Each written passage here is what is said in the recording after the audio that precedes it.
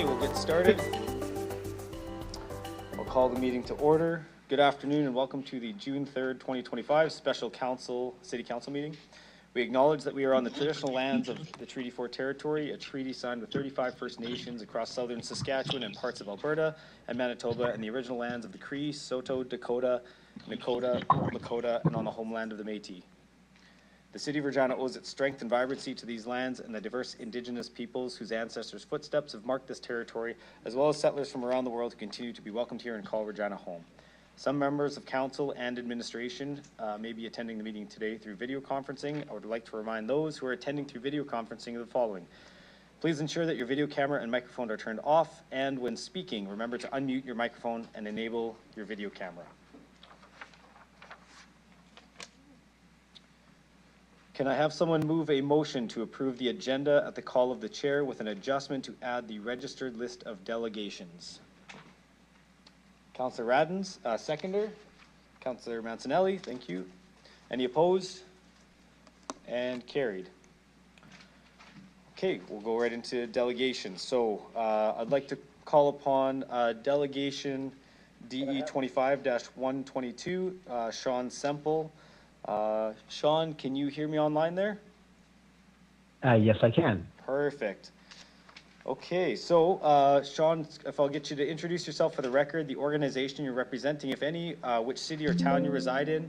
You'll have 5 minutes to address City Council, after which you'll have the opportunity to respond to any questions that members of Council may have for you. Go ahead whenever you're ready. Okay, my name is Sean Semple. I'm the CEO of the Brandt Group of Companies. I'm a resident of the City of Regina. Your Worship, Mayor Baczynski, members of City Council, and members of the administration, thank you for this opportunity to speak with you today. My name is Sean Semple, and I am the CEO and owner of the Brandt Group of Companies. I'm a lifelong resident of Regina and am proud to call this city not only my home, but the home of our global headquarters, where we employ over 1,400 people.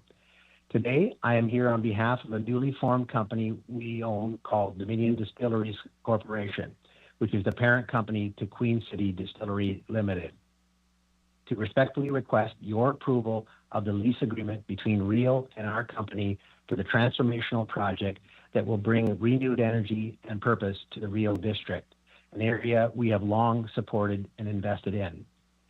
This is not just a business venture. It is a vision, a bold homegrown initiative that will deliver an $8 million plus capital project to redevelop an existing space of an old unused building at Real District into a fully realized Queen City Distillery flagship location. This includes a 200-seat restaurant and bar, a new Regina Pats merchandise store expansion, a 500-person capacity live-type music venue similar to the House of Blues, a world-class tasting room for our spirits, a stunning outdoor patio, the Sky Bar VIP area, and a direct concourse entrance to the Brandt Center. In addition, we'll be investing a further $4 million into expanding the distillery operations itself under the umbrella of Dominion Distilleries Corporation, making it one of Saskatchewan's largest craft distilleries right here in Regina, the heartland of agriculture. This venue will be a one-of-a-kind in Western Canada. It will be a destination before and after the Pats and Rider games, concerts, and every other type of event that Real produces. It will provide a performance home for local artists to gain exposure and to be a new stop for touring acts, helping revive Regina's music culture. When fully operational, the project will create over 100 new jobs and could grow to as many as 200, offering careers and pathways for youth, entertainers, hospitality professionals, and technicians. This new $12 million investment will make it one of the largest private investments into the Real facility in its history. We are building a distillery and entertainment site for the long term. This, once complete, is not easily moved, and thus the need for a long-term lease. We are deeply committed to this community and this site. Our company's name is on the Brandt Center. We own the Regina Pats. Over the last 18 years, our family and companies have invested over $50 million into Real site directly or indirectly through sponsorships, events, infrastructure, the Pats, the riders as a founding member when Mosaic was built. This is more than I believe any other entity. We did it not for profit, but for people and to help our community be great. We helped sponsor and bring events like the Rolling Stones, the Eagles, Brett Kessel, and we supported everything from capital expansion of the lights to the score clock to new seats and to helping close the original sponsorship deal for the naming rights for Everaz many years ago. This project is a private investment rooted in Regina, led by Regina people, and dedicated to reviving Regina's vibrancy. The Semple family, Queen City Sports and Entertainment, and Brant will continue to invest in Regina no matter what. We grew our company to over 140 cities in 4 countries, but Regina has always been our home. I respectfully ask for your support and your vote of confidence. Thank you, and I'm happy to answer any questions you might have. Perfect. Thank you, Mr. Semple. I will look to my colleagues first to see if they have any questions for you. Councillor Turnbull, go ahead. Hello, thanks for presenting and for all you do for our community. I just want to ask you a little bit more about your concept and how you think it would affect the arts and music community in Regina specifically. Well, I think with our plan here is to create a live music venue where local artists can be introduced to the market, be exposed to a wider audience, create a unique atmosphere very similar to the House of Blues. And you know, with growing up with my Uncle Jack being in the arts community, and I know obviously new musicians need to be exposed, I think this will be a really unique site to help the live music scene. And do you anticipate bringing in more artists from elsewhere or anything like that?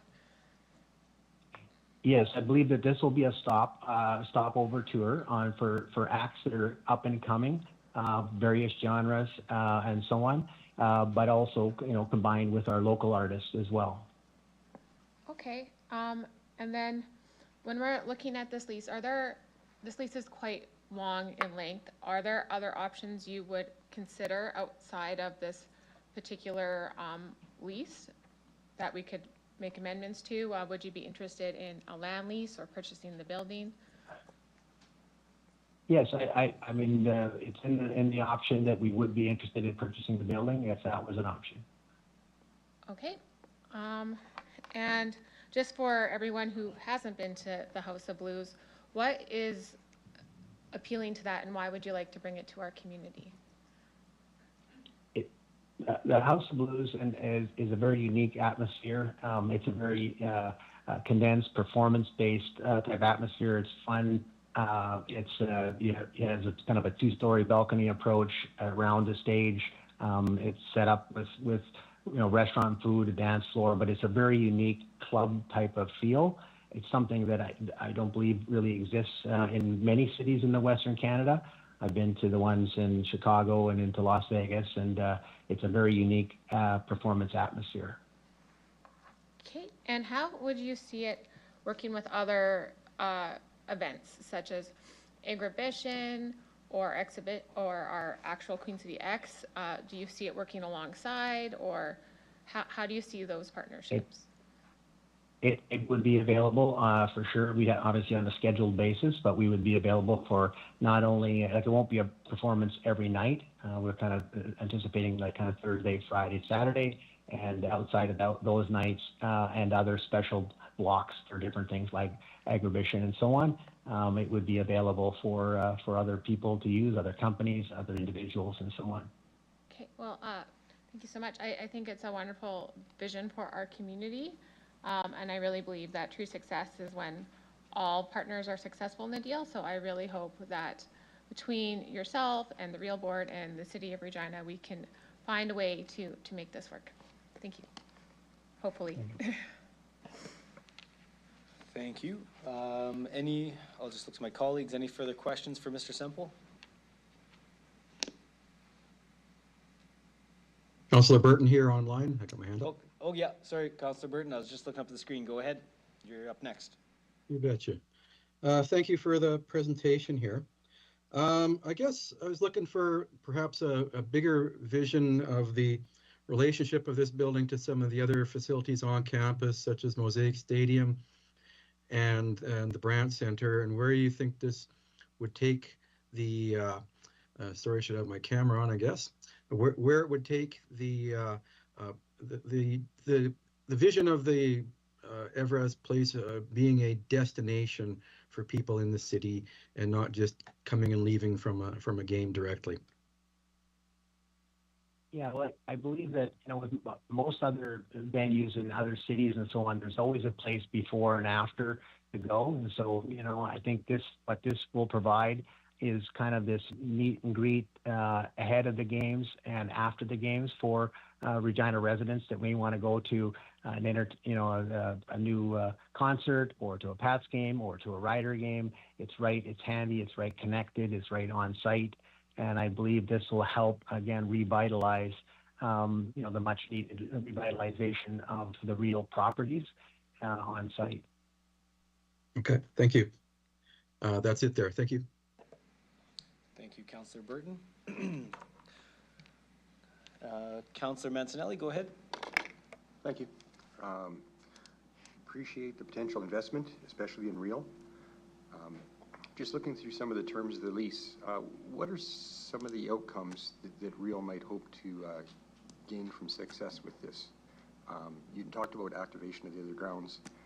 Just looking at some of the restrictions, if there was success with this entity and no other premises were allowed to serve alcohol, if we were lucky enough to get something like a hotel investment, could they have a bar in the base of their hotel, or would this be ruling everything like that ever coming to fruition? Through the chair.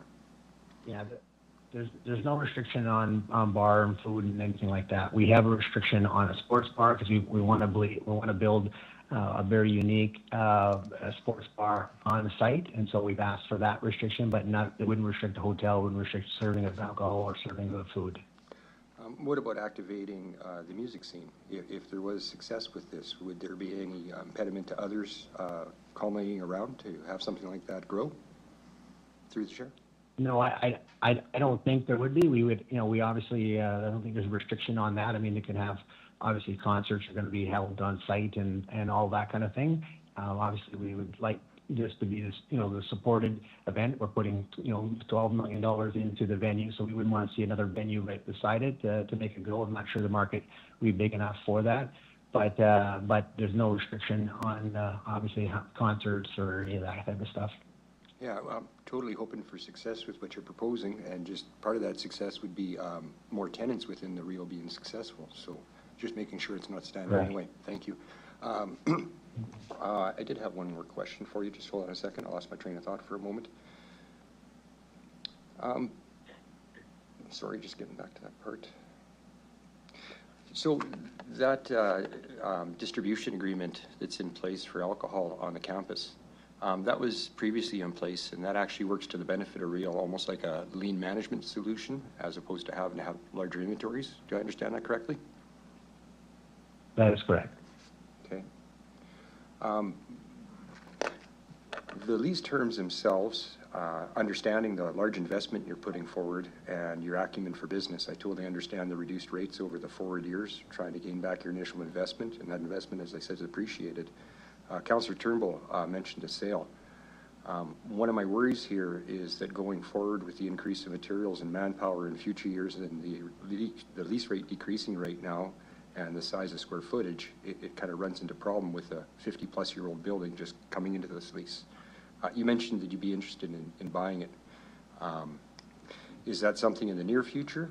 One of my fears is this gets off the ground, sees a bit of success, or during your renovations you approach it from a leasee point of view instead of a long-term investment in some of the repairs, and then in years 15, 25, or in a future date, it comes to a tied-in lease that there's a fight.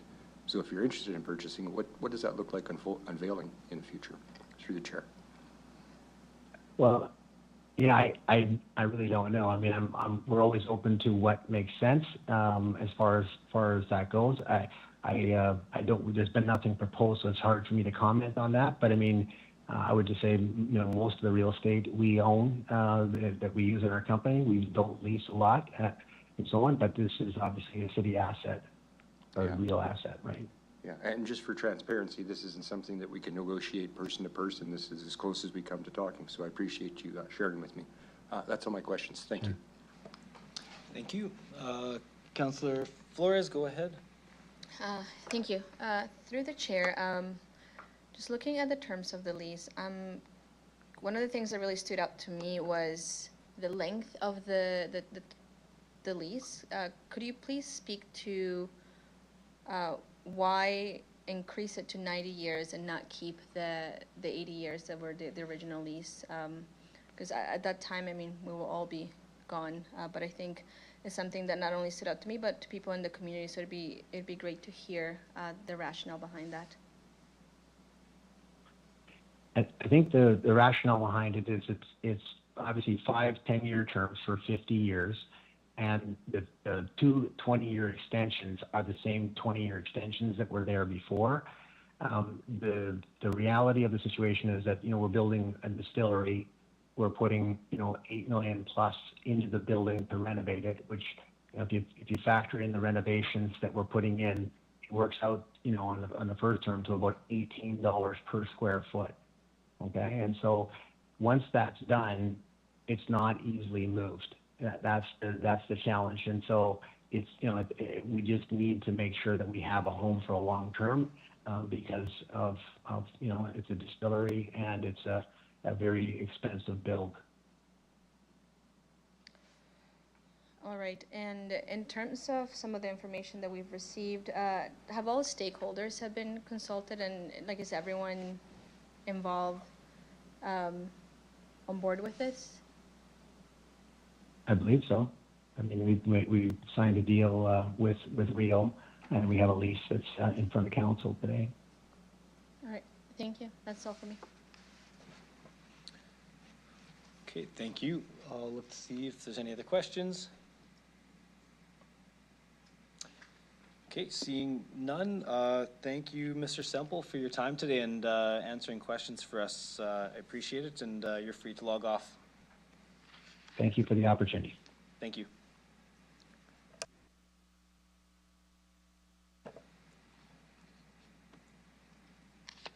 Okay, so I'd like to call upon Delegation DE 25-123, Dr. Ben Liu. You can come on down to the delegation table here.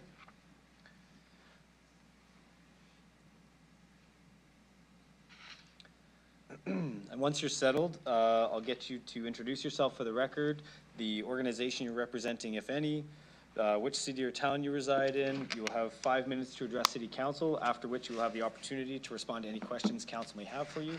Go ahead whenever you're ready. Thank you, everyone. Thank you, dear Mayor and the councillors.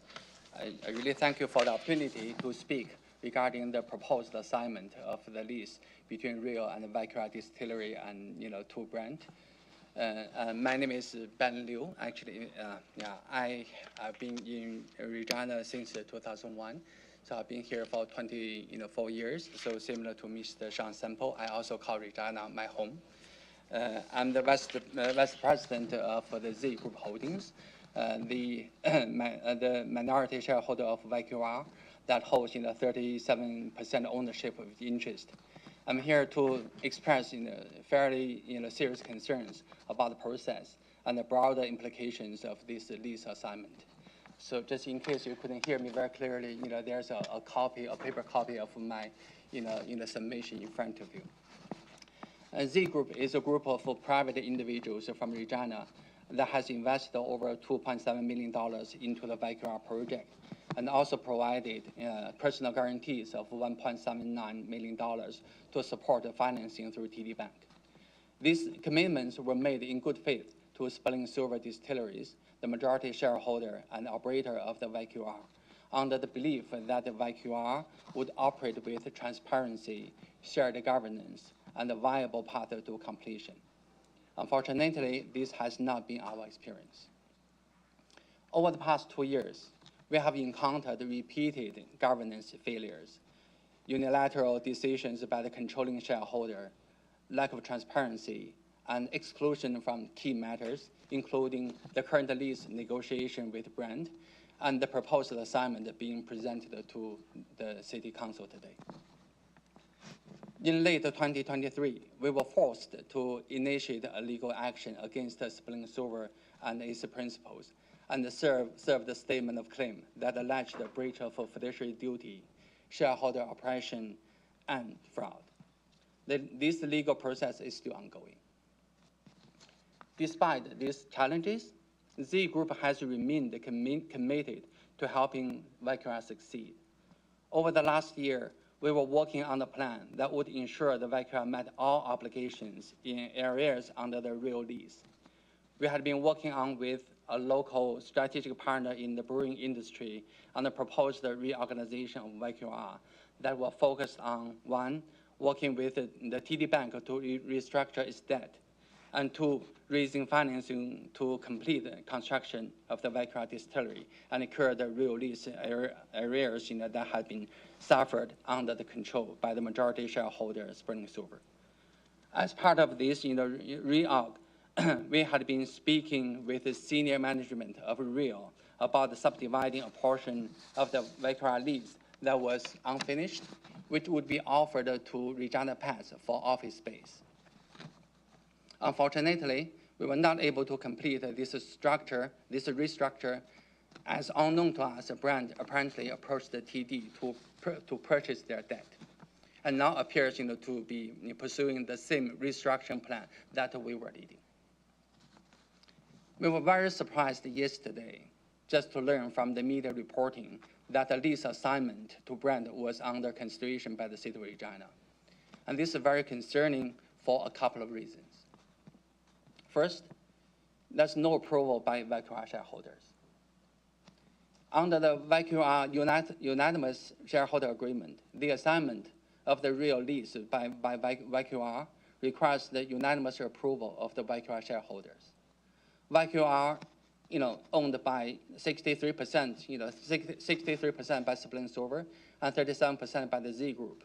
And for the Z Group, not only has no shareholder vote been held by the VQR shareholders to approve the assignment of the real lease, but the proposed assignment has not even been disclosed to the Z Group by the controlling shareholder, Spring Silver, or the VQR CEO, Adam Sperling. It appears that the proposed assignment was made public on Friday, with a decision to be made by the City of Regina on Tuesday, which is today. We are not sure why this is being rushed through the city approval process in this manner. And second, Brand is now VQR's lender, having recently purchased the TD mortgage. Our understanding is that as the lender, it does not have any ability to operate the assets that are owned by the VQR at this time. Further, we do not understand why a lender would need to take over an operating lease when it does not even have ownership of the operating assets. We have asked Brand and Mr. Sperling what their intentions are with the VQR operating assets, and neither has responded to us. We now understand from media reporting that Brand has indicated that they will restructure the VQR business in a similar manner to what the Z Group has been leading. You have about 30 seconds left, Mr. Liu. Okay, I'll be quick. This appears contradictory to the only correspondence we have received from Brand, which has been to state that the VQR assets are worth significantly less than the TD debt, as the VQR business is not operational. And Brand has indicated that it will immediately enforce guarantees provided by the Z Group principals. So if Brand's plan is to operate the business under the same business plan as VQR, and then the equipment and the tenant improvements that have been developed by VQR, funded in large by us in Z Group will retain their full value. These assets cannot be undervalued simply because the change in operator. We do not understand how Brand is taking this position, as anything in their plan for the VQR facility appears much grander than the VQR business plan. So given the above, we respectfully ask the Council to delay any decision regarding the lease assignment until the Vicra shareholders have been able to unanimously consider the assignment of the lease and the impact on the brand demand regarding their apparently contradictory view of the value of the Vicra business assets. We believe it's important that the City of Regina ensure the proper process is followed by Vicra and its shareholders are treated in a fair manner by brand and as the new lender. As there are significant financial losses that may be incurred by all of the Vicra shareholders upon assignment of this lease. Unless, of course, a special arrangement has been negotiated between brand and Spelling Silver shareholders, in which case Z Group and its principals will be the only parties to incur such losses. We acknowledge that the lease is in default and the REAL has the right to terminate the lease. But we are here today to ensure that REAL is aware that the assignment is being pursued by brand and Spelling Silver without the required approvals of Vicra to assign the lease. We are not here to oppose the solution. In fact, we support progress. But the progress must be fair, transparent, and legally sound. We believe the city risks reputational and legal exposure if it proceeds under the current circumstances, especially if there are perceptions of favoritism and the lack of proceeding fairness. We also remain open to collaborating with the brand, Spelling Silver, and REAL on a fair and structured resolution. However, this must include the consultation with all shareholders, compliance with the governing laws, and protection of those who supported this community project from the outside. Thank you very much for your time and consideration.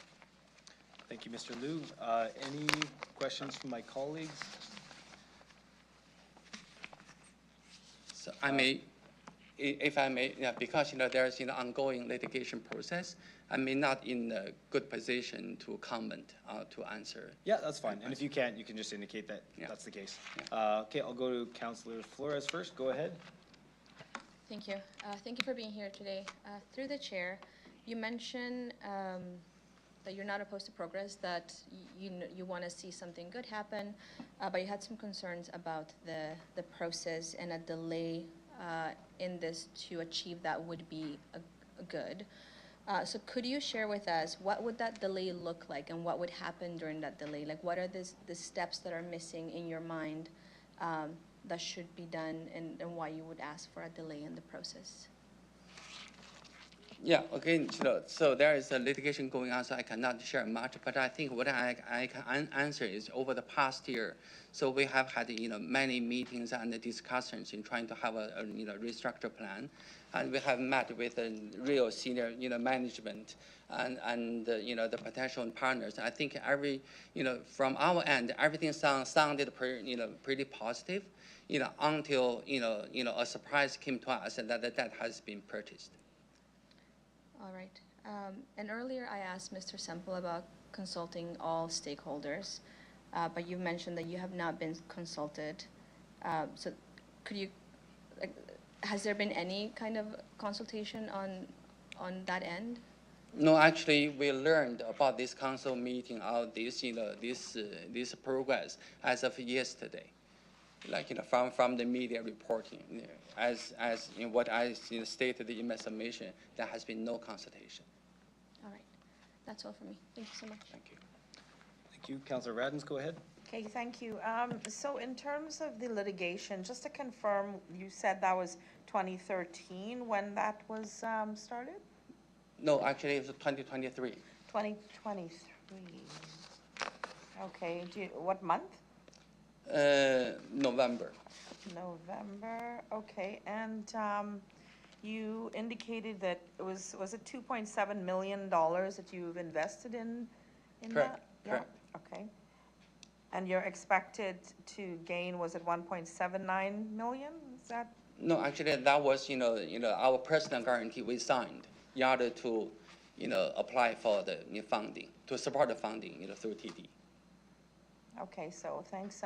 Councillor Flores asked about the consultation piece. Okay, thank you. Thank you. Councillor Turnbull, go ahead. Hi, thanks for being here. I was wondering, what other partners or stakeholders are part of this this company with YQR Distillery? There's you. There are two, shareholders. One is, the majority shareholder is Spring Silver Distillery. They own 63%, and the other shareholder is us, Z Group. We own 37%. Okay, so it's the two stakeholders. Yes. Okay, and if you're able to, what are our, from your standpoint, if what you're able to answer, what legal risks do you think we would face if we approve this lease, from your standpoint? Well, I think my understanding from the legal advice that I got was, this, assignment will require unanimous approval from YQR, from YQR shareholders in order to assign this lease. And there has been no consultation, no voting. We were not even aware of this, this event. Okay. And as you are aware, we're in this position because rent hasn't been being paid to Real. Do you have any comments on that as being part of the company that hasn't paid rent to Real for several months? Yeah, we recognize, that, rent, but I think that's largely caused by the operating of the, majority shareholder. We have not, we have been, not involved in the operations for a long time. Okay, and then should we go in camera to talk to our legal? Or is that later? We'll likely do that once we go through the delegations, and then there'll be an opportunity to go in camera. Yeah. Okay, we'll ask some legal questions of our legal as well. Okay, do you think there's any opportunity, being one of the shareholders of this company, that Real could anticipate getting some of those rent costs back that have been missed? Well, I think our plan has always been to make the project successful and satisfying everyone, including Real. Okay, and so what would you like us to do as someone who hasn't received rent and you're a shareholder and we have this asset? You want us to just leave it as is or look for a new, what would you like us to do? Well, I think, we would like to see a fair process. I understand your concerns and your position. So, and as I said, we have had, had a plan even, as of today. So I think, we are open, we are open for collaborations. So we welcome, any conversation to resolve this issue. We're not here, to stop it, but we would welcome a fair, procedure. So would a resolution with you include looking for a new lease to other distilleries or some sort of compensation for rent, or no? Yeah, I'm sorry, madam. I don't think okay. I'm in the position to answer that question. Okay, well, yeah. Thank you for being here and making us aware of the fuller picture. Thank you. Yeah. Okay. Thank you. I'm just checking to see. I don't think I see any other questions from my colleagues. Okay, with that, thank you, Mr. Liu, for presenting today. You can return to the gallery. Thank you.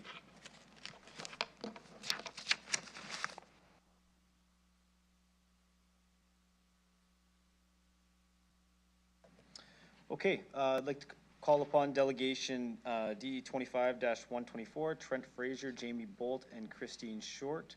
You can come down to the delegation table. Once seated, I know you guys know the drill. I'll get you to introduce yourself for the record, the organization you're representing, if any, which city or town you reside in. You'll have 5 minutes to address City Council, after which you will have the opportunity to respond to any questions Council may have for you. So you guys can go ahead and introduce yourselves and then proceed. Thank you. Trent Fraser, Interim CEO of Real District, and I live in the city of Regina. Christine Short, Real Board of Directors, and I also reside in Regina. Jamie Bolt, Chair of the Real Board, reside in Regina. And we'll begin through you, the chair. Thank you for the opportunity for us to speak to you today about this brilliant opportunity to revitalize and stimulate the Real District. If approved by City Council, this would be the largest private investment in the history of Real. And this is truly a benefit to public spaces like the Real District.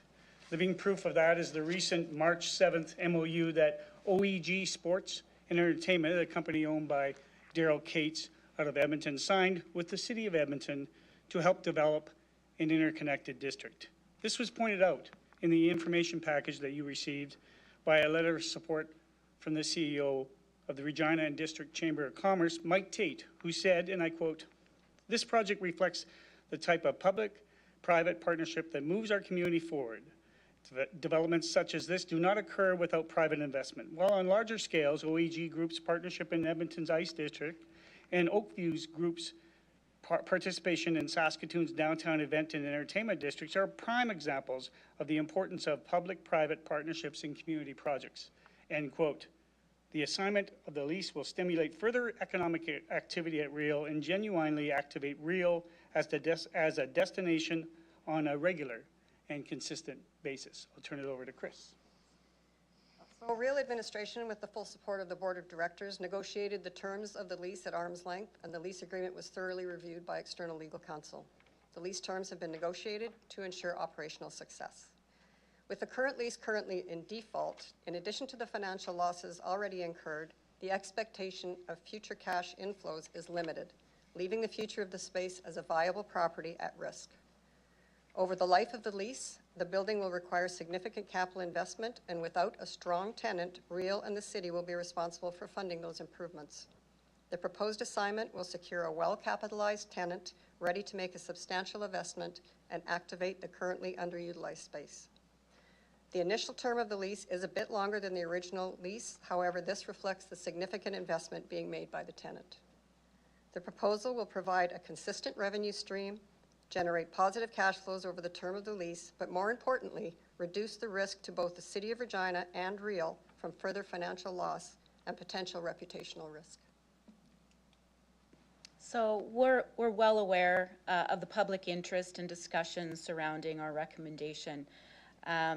And while we'd hope the proposal would be understood within the broader context of Real's renewal and the long-term success of the site, I just want to take this opportunity to provide a little more clarity and confidence in our approach. So this recommendation was not made lightly, and as Chris noted, it followed extensive legal review, market analysis, and careful assessment of lease terms. The Board of Directors, composed of skilled professionals with deep public, private, and financial experience, approached this with rigor and care. And I want to especially recognize the expertise and leadership of Chris, who's the former CFO of Sask Energy, whose financial acumen and public accountability lens has helped us through this process. The proposal reflects a deliberate strategic approach, not a shortcut, not a favor, and certainly not a departure from our obligation. It is, in fact, directly aligned with the direction set by City Council and its motion calling for a new sustainable business model at Real. We understood and appreciate Z Group's representation today. However, we pulled the corporate profile report just yesterday, and they are not members of the Board of Directors and therefore had no interest. The Real's mandate is clear: to deliver consistent and reliable experiences anchored by partnerships and to maximize the use of our facilities for the benefit of the community, all within a commercially viable, self-sustaining model. This recommendation reflects that responsibility. The incoming tenant, as you've heard, brings a strong vision, credible financial backing, and a significant private investment commitment. Their plans, a full-service restaurant, craft brewery and distillery, and entertainment venue, will transform an underutilized space into a dynamic, year-round public destination. This is not just a leasing decision. It is part of a broader, integrated strategy aligned with Real's Real District Master Plan. This is how we activate dormant assets, drive public use, and generate new revenue without placing additional burden on the taxpayers. Critically, this tenant will also serve as an anchor, a strong, visible, community-serving presence that brings people in and attracts complementary activity. This kind of anchor can reshape the momentum in an area. We've all seen the opposite in urban cores across Canada and our own downtown. Specifically, when anchors like the Bay and Sears leave downtown, they create voids that are hard to fill. Public energy dissipates, investment stalls, and revitalization becomes more expensive and less likely. This proposal flips that script. We are proactively placing a well-capitalized, community-oriented operator in a high-potential space to act as a catalyst, stimulating activity, enabling new investment, and creating a destination that benefits the broader district. About 30 seconds left. We're not proposing, sorry, I'm just going to skip ahead. This past week, I had the opportunity at Hockey Canada to sit with a panel of leaders on facilities, and I just want to reflect on and to Mike Tate's statement that across the country and in the U.S., what we need for private districts to thrive is private investment, year-round activation, and a mix of recreational, hospitality, and entertainment spaces. Pickleball courts, swimming pools, rinks, restaurants, event venues, all coexisting. This is how large centers are building the future. This is what our CEO, Mike Tate of the Chamber, also indicated, and that's what we're trying to do. So I urge you to not see this as a transactional approval, but a strategic investment in the future of Regina. And I encourage Council to elevate the conversation to think as city builders, not lease administrators. Thank you. Look to my colleagues for any questions. Councilor Mancinelli, go ahead. Thank you. Appreciate the work put into this, and I understand the thought of city building through it. Just wondering if there was any comment from the previous delegations, worries about the lease and the legality. Has that all been vetted and looked through as you guys were doing, and that point of view taken into consideration? Yeah, absolutely. And to that point, when we did pull the corporate registry, so that identifies who the board of directors are, the Z Group has stepped off of the board of directors. So while they may be a shareholder, the way that it would have been vetted is through a board of directors. That's how they would have been informed. But if they're not on the board of directors, it's not our responsibility to look into that further. Through the chair, follow-up question. Hearing about the arrears on the current lease, arm's length organization that Real is, we weren't really knowing about that as it was going on preliminary, found out late into it. The thought of restructuring and comparing the two or giving any weight to it, any merit there at all between the two entities? The original entities trying to start this up and asking for a bit more time to reorganize compared to the Semple Group for their investment. Any second thoughts at all? No? No second thoughts at all, yeah. Thank you very much. Thank you. Okay, just a couple questions for me, seeing nobody else right now. What would be your confidence in collecting on the current lease? The rears? Yeah, the arrears. Zero. Yeah. Okay. And has anyone else reached out to you guys about leasing this space? No. Or contacted at all regarding anything happening right now at YQR? No. Okay, perfect, thank you. Okay, I'll go to Councillor Turnbull, go ahead. Hello, thank you for being here. I just wanted to know how this, what methodology was used to come up with this particular lease rate? Like, what comparables did you use within the market? We actually did do our research in terms of warehouse spaces that are in need of significant upgrades. Thank you, Councillor, for the question. Such properties typically lease at a lower end of the market and often between $6 and $9 per square foot. But realistically, when you take a look at the investment, that is seen as something that is fair from a business standpoint. And I think what we need to really focus on is the fact that this is a driver for our district and for our park. We truly believe that this will be a destination outside of even events that are happening there, and it will really stimulate the park in terms of economic activity. Okay, and have you consulted with any commercial real estate partners, or have you been asked to in the past couple of months? Yes, we have been asked to, and we have done so, and I've actually talked directly to a developer, a competing developer, if you will, and they suggested that this is exactly what they would have asked for if they were putting that type of money into it. Okay, and have you received any advice or any reports from Economic Development Regina or anything like that? We've spoken directly with the CEO of EDR, but certainly they're in support of it, but in terms of documentation, et cetera, no. Okay, and I guess I would like to know what knowing that we're getting a new CEO for Real, in a short period of time, what is the urgency to go ahead with this, and when we're still waiting for these key players in our organization? I can speak to that. He's actually online watching right now. He's been involved in this process and well aware. Okay, great. And ask anything else here? And then I wanted to ask if there had been, sorry, just go find it.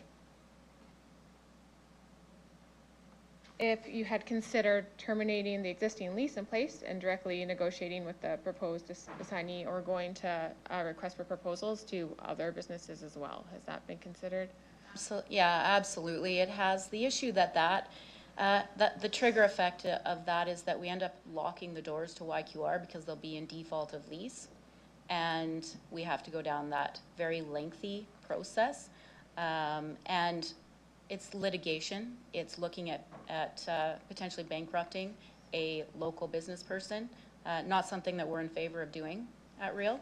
And we saw this as a more palatable option, because the person that's running the distillery right now is in the business plan for to continue operating at some level the distillery, and will still be employed, will not be personally bankrupt in this, and that's a pretty solid win in my opinion. Okay. And have you looked at options such as land lease or building purchasing, and why did we choose to go with the lease over that? Yeah, absolutely. I mean, Real is a unique place, and we identified it this last weekend with Skills Canada being in there, the interconnectedness of the buildings and what a draw that is. Also, we're looking at it right now with evacuees coming in to the park and being able to provide really swiftly a response to that.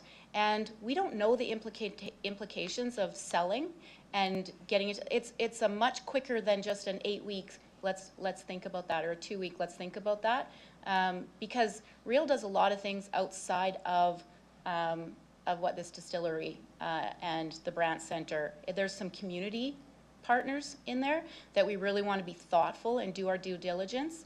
And I think that that's going to take a little time. Maybe it is the right option. It's absolutely in the lease to explore. Okay. And then so Real is a little bit complicated, where you've got the city of Regina and then Real, and you've got this tenant. If you could verify this for me. So right now, Real is sort of responsible for operations, but the city of Regina is more so responsible for the Capitol building. So in this scenario, with collecting rent, would the rent go to Real, but yet the city would be responsible for the Capitol building? Where's all this fit? Well, I think that that's a really interesting question, and Chris, I could tell you want to jump in on that, but I'm just going to start it out by saying, you all know that we're in that discussion right now to decide what's going on. We have a new VFA report. Who is responsible for the capital upgrades and all of that has been the gray area, and that's what's gotten us into the trouble with the Real District. So that isn't ironed out with you folks yet, with us, with Real. And we want to get to that space, but right now, absolutely, the rent will come to us, and we are covering daily operational and all the capital of it. And that hasn't been ironed out with the city, that it's going to be taken over by the city. And we hope that eventually we can be making money on it, and it will be a money-making venture, and we can then maybe, provide shareholder revenue back to you.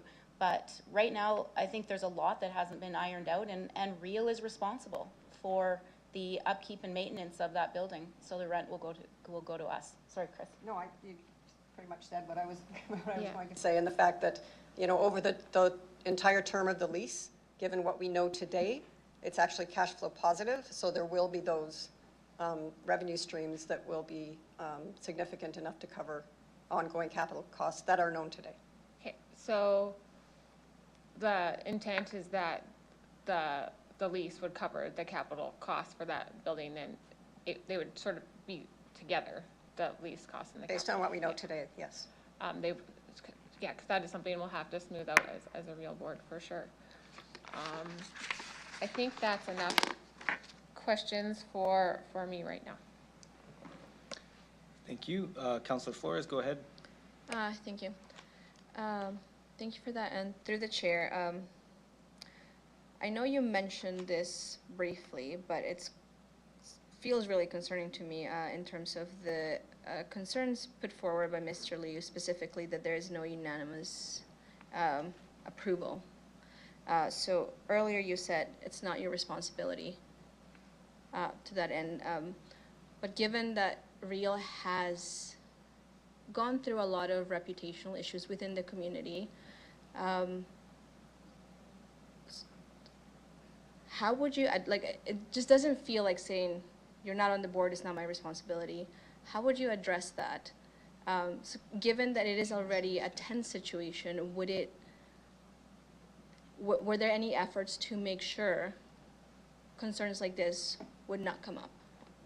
Well, I think that's why we did the corporate profile registry, was to make sure. And legally, we can't go talking to somebody about these kinds of things if they're not identified as a board member, or so the behind the scenes things, that's kind of out of our control. That's something, a discussion, and unfortunately, and I feel for this situation, I think we all feel for this situation of what's going on, but that's an internal YQR thing that Real can't get involved in. We can't dip our toe in that. We did our due diligence to make sure, and absolutely that was important to us, but after that, we need to step out of that process. So when did you do this? The corporate registry was pulled yesterday. It was, okay, so before that, you guys, did you know, or you had no knowledge whether Z Holdings were part of the board? We legally found out yesterday. You legally I don't want to speak to anecdotally. Okay, all right. Now, could you please, through the chair, could you please elaborate a bit more about the risk on delaying this? Because you talked about both the previous delegate talked about the reputational risk of not following due diligence, and you also spoke the reputational risk of delaying. Could you speak to your end on that? I can speak to that. Thank you, Councillor. Honestly, there's a lot of risk. If the council does not consent to the lease, Real will actually have no choice but to terminate and lock YQR Distillery out of the premises. And then obviously there will be a litigation process, which will hold up this building for, as we know, many months, probably years. YQR Distillery has pretty much said that they will not pay back their arrears. And I think the most important thing, the facility, which is right in the core of the park, is going to remain vacant and unfinished and deteriorating. And honestly, it will not help in us attracting further investment into Real. So by approving this, it does the exact opposite of all those things. And I think it really needs to be, again, I point out to the fact that you have a board of directors, a very competent board of directors at Real, and they unanimously voted in favor of this after all the due diligence, legal, counsel, etc.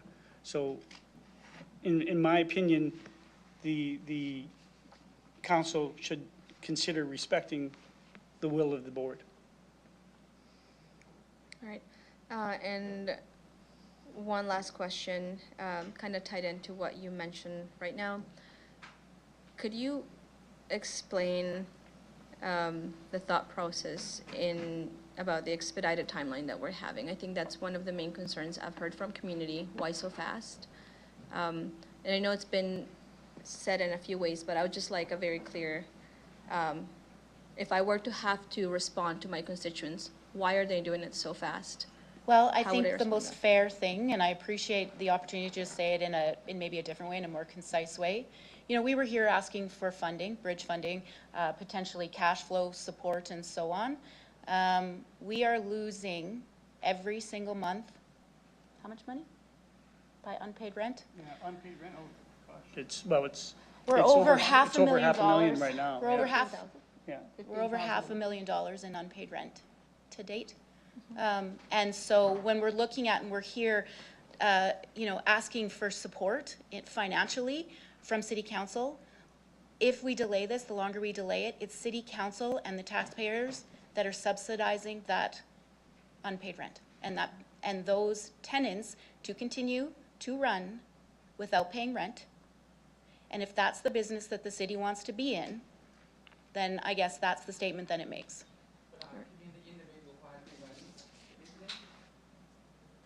You can, please refrain from speaking from the gallery.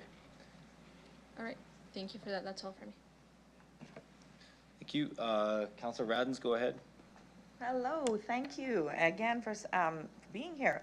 Okay, so first question is, were assets of finances and proposals, was that provided to the city? Any assets and finances proposal, was that provided to the city administration? The assessment of the rent and the lease and the capital requirements was provided to city administration. Okay, so I'm looking at the report that has been posted online, and that indicates that that was not done. I can't speak to that. Okay. But it was provided. Okay. Okay, and so do you think that the city, as a stakeholder, should probably have that information? So if you can't speak to that, then that question, we'll just ignore it then. I'll ask administration that. In terms of, you mentioned earlier that not everything has been ironed out. And I'm just kind of wondering if, why are we hurrying if not everything has been ironed out? I mean, as a stakeholder, and the city being one key stakeholder, perhaps we could maybe delay a little bit so that we have everything ironed out, so all of the information could be provided. Because if the city report says that they haven't received any information on the assets of finances, then I kind of question whether or not we're kind of moving a little bit fast on this, and why are we doing that? I guess I'm a bit unclear about everything hasn't been ironed out, so I'm not quite sure where that came from. Yeah, you actually said that. You mentioned that not everything is ironed out, and so we need to work towards ironing all the details out. And I think as a stakeholder, I think that I would like to have all that information. Yeah. In terms of the process, obviously, because the process was asked about earlier. Sorry, I just wasn't clear when that was said. What hasn't been ironed out, Councillor, is the whole real district and how the city, as city assets, are going to fund the capital of it moving forward. And that's been a conversation that we've had kind of at the surface, but that's a historical issue that Real and the city have had. Those are city assets. That's why the city commissioned the VFA report. And we just got that back 2 months ago, and we're working with the city administration on going through that and understanding so it's on apples to apples with other city assets. And so that hasn't been ironed out yet. But in terms of this deal, that is a totally separate conversation. So that's a bit out of context, and sorry, I just didn't appreciate where you're coming from with that. So hopefully that clarifies it. Okay. All right. The other question I do have is that, Trent, you had mentioned that the council should respect the board's decision on how we're moving forward. But I think equally, and this is just a comment, is that We have to make sure we stick to questions. Stick to the questions, sure. Thanks. Thank you. Okay, well, I'll refrain from going there then. Okay, well, thank you. And Councilor Radens, you'll have a chance for sure if you want to make a statement. You'll have for sure time to do that. Yeah. Okay, I'll go to Councilor Rasevich. Go ahead. Through the chair, I guess this kind of relates to the word ironed out. You know, just listening to Evan Bray's show the other day talking about Saskatoon. Saskatoon pays, from what I understand, they pay for the infrastructure, they pay for fixing the infrastructure, where here in Regina, in terms of ironed out, we don't have that in place. So Just right want to now, make sure, is I there? know, here's the question. Okay. The burden is falling on, I guess, the taxpayers. You know, like right now, because it's a perception for our taxpayers. Would you agree with that? It falling on real and Yeah. then in turn, Back to the city, where, because financially, I guess the question is, so financially, like Saskatoon, it appears, you know, that they're doing well financially, correct? Where we're here at Real, because we don't have things ironed out, they don't look well, correct? correct. Correct. So just to straighten that question out, Councillor Radens, to put Okay. things, clarify things for you, I just wanted to bring that up. Okay, just make sure we're just directing it to real. Yeah. Okay, Hey, anything further, Councillor Rasevich? done. Okay. Okay, Councillor Fro, go ahead. Yeah, thank you through the chair. Just again, want to start off by saying that there's a lot to like about this opportunity, and I certainly hope we can find a way to yes. I have several questions, and you'll have to forgive me. I'm not an expert in commercial real estate, but I'm sure you'll advise me if how to reframe my questions or if the questions are off. The first question is, which I asked last time, was, and I think I indicated, it would have been helpful to have a third-party validation, Cushman Wakefield, Avison Young Colliers, give us a sense of their opinion on this, notwithstanding the good people you have around your table. And so, since we've met last to today, has Real or anyone else associated with the deal, have you got a third-party validation of this from sort of a recognized commercial real estate expert that is active in this field? Thank you, Councillor. I mentioned earlier that we have talked to developers in this space, and we have actually talked to some commercial realtors. But truly, it's an existing lease, and what's before council today is the consent to sign the lease. So therefore, we didn't go out to third parties. But since our last meeting in private session, we did exactly do that and talk to some, and they honestly, none of them gave us anything to the contrary to say that we were out of whack in terms of the lease rate. And quite frankly, they suggested that if they had a warehouse of that size and someone was willing to put that kind of money in it, they would sign that deal. Thank you. Through the chair, short of a third-party analysis, many of us, myself included, have been left to sort of ask those same questions, and so many of the questions that I have here will come from those very questions. And of course, while this is an existing lease, there are material changes to that lease. So I guess we'll go into those. And please correct me if I'm wrong. This is a question, not a statement.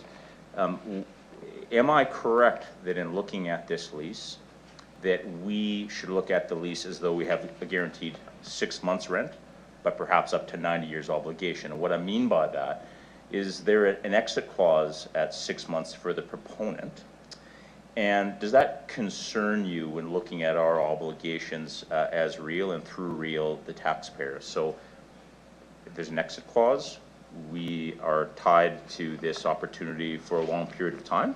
I'm looking for your feedback on that particular exit clause and how you look at that from your standpoint, please. I spoke to our council about this very thing when we were first negotiating this piece, and thank you for the question. Realistically, the suggestion was we have to put ourselves in the proponent's shoes. If they're spending anywhere from $8 to $12 million, they will probably not utilize a termination clause because they've got so much money tied up into it, and B, they wouldn't want us to terminate based on the fact that they've got that much money involved. So quite frankly, from a business sense, I see this as being fair to both parties.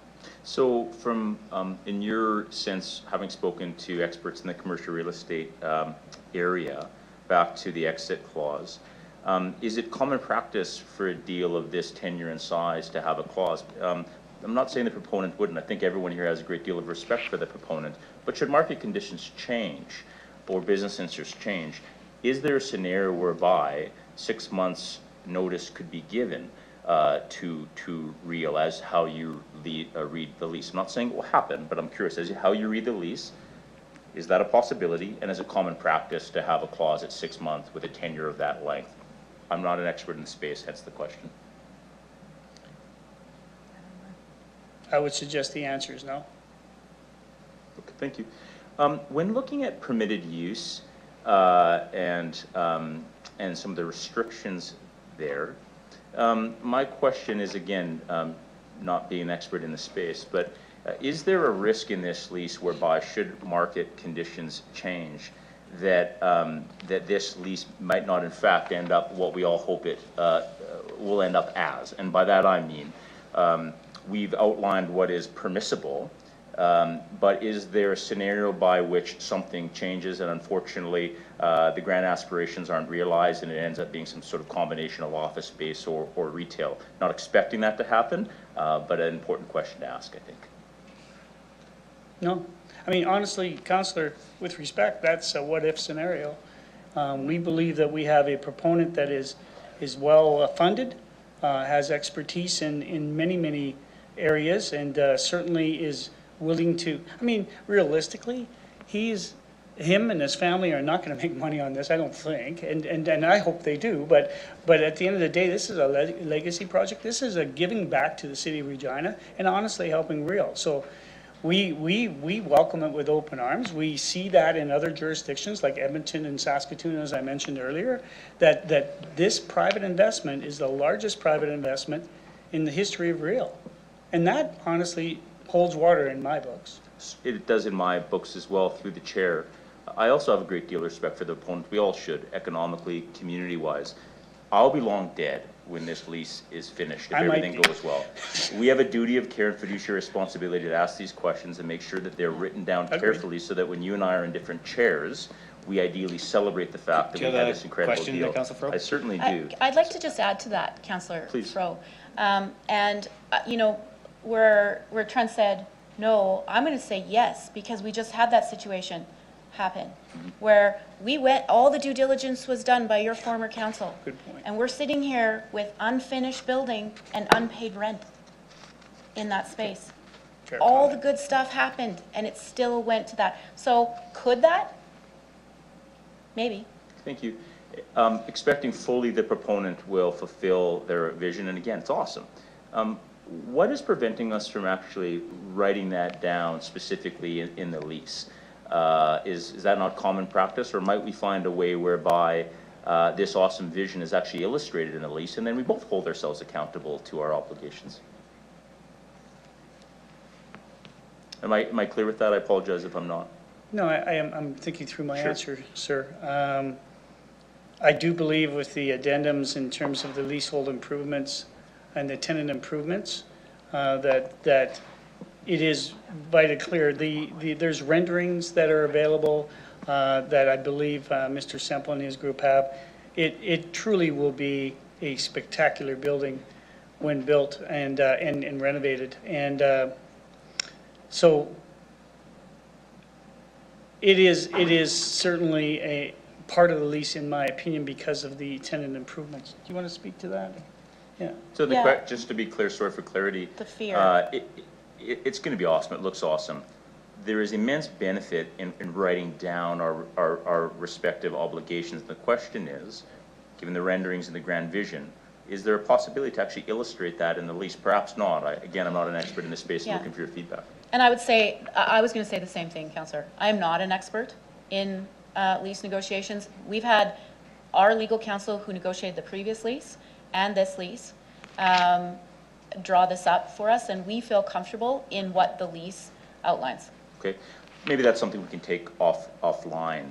I'd like to talk about exclusivity. Typically, exclusivity warrants a premium. We pay for exclusivity. Can you tell me what would happen if a hotel was interested in being built on the Real campus, and let's say they're interested in a Cactus Club or an Earl's, or perhaps one of the great vendors goes dark in the Cooperative Center and we need to backfill a restaurant. What are the restrictions associated with the exclusivity? Maybe walk me through that. I know your team's doing lots of good work, so let's plan that we're going to have more restaurants and more hotels on that campus. Just looking for some feedback on that. And Councillor Mancinelli did ask. I apologize, I was late today. Ask Mr. Semple this question exactly, and named some of those things, like hotel and that kind of thing. And Mr. Semple did say, absolutely. From the letter of the lease, though? It's a sports bar. Okay. It's a sports bar specifically. That is it. They want to be a premier sports bar. Would the market be able to accept side-by-side sports bars, a 200-seater and one next door to it? Not likely in that space, and that's what, and I hate to speak on behalf of Mr. Semple, but that's what he said, essentially, and sorry, Trent. No, and I actually had this discussion directly with Mr. Semple because we were putting that exclusive sports bar piece in there. And I asked the question, Councillor, about a hotel being built on Real District. Can they not open a lounge? He says, absolutely, they can open a lounge, et cetera. So he's open to those types of things. And I honestly think it'd be work in progress as we move through this. Sure. It's a partnership. It is a partnership. So would it be fair to say from your standpoint that your legal, having reviewed it, when they look at the restrictive covenants and exclusivity, that they feel comfortable and that there's that we're not going to be sort of inadvertently handcuffing future opportunity on that campus? Absolutely, yeah. Yes. It was important to us too. Okay.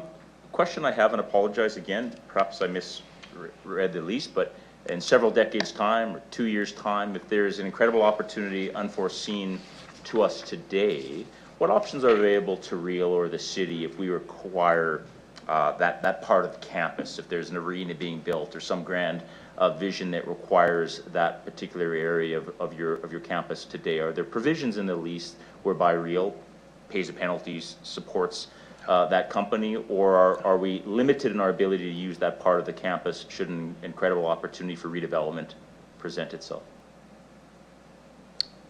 Based on the question, Councillor, we are limited, but we have 100 acres. And we honestly don't foresee that being an issue in the next many, many decades. I suppose McDonald's would be the same. Yeah. Is McDonald's a land lease? Am I correct in that? It's strictly a land lease. They built the entire. And what are the benefits of a land lease in this particular context vis-a-vis a triple net lease, whereby the proponent puts a great deal of money and a great vision in, but we admittedly have some very significant obligations as well in an old asset that has a large deferred maintenance bill? Why not a land lease? Why enter into this type of lease? Again, not a leading question. I simply don't know. Well, actually, and it's a fair question. And quite frankly, the reason why there is a clause in the lease right now to say that we can in fact renegotiate, and the proponent could consider buying the building, and we would then do a land lease. But we do have to get this across the line first so we can get moving on that. So is there any risk to, notwithstanding the language through the chair, that there's an option for the proponents to purchase? Is there any risk into moving forward now without a permanent CEO, without with our city manager on leave and a new city council? That's fine. No, I'm just curious. Is there any risk as opposed to yeah, I think Councillor Radens was getting at it earlier in terms of the time, right? So to be clear, and I said this at the outset and I'll say it again, immense respect for the proponent. This is a great vision. The questions that we asked today and clarifying the details in the lease are intended to give certainty and have some reciprocity in terms of our obligations moving forward. But just curious as to the timing of this. Well, should this not go through, we are locking YQR out for rental arrears, which triggers a number of things. And I think we have a bit of a laundry list of that we can run through, but just at a high level, that litigation will ensue immediately upon that, which then continues to have unpaid rent, no revenue coming into Real, and an asset sitting there continuing to deplete. And that makes it very challenging for other things, other conversations that the Real board and leadership are having about the advancement, the new business model, looking at opportunities in our short time frame that we have with the motion that was put forward by yourself, actually. And so we are looking at that strategic movement for the new business model, and this does impact that. It also, I mean, when we look at, locking somebody out, which will trigger bankruptcy, likely for them, that's impactful.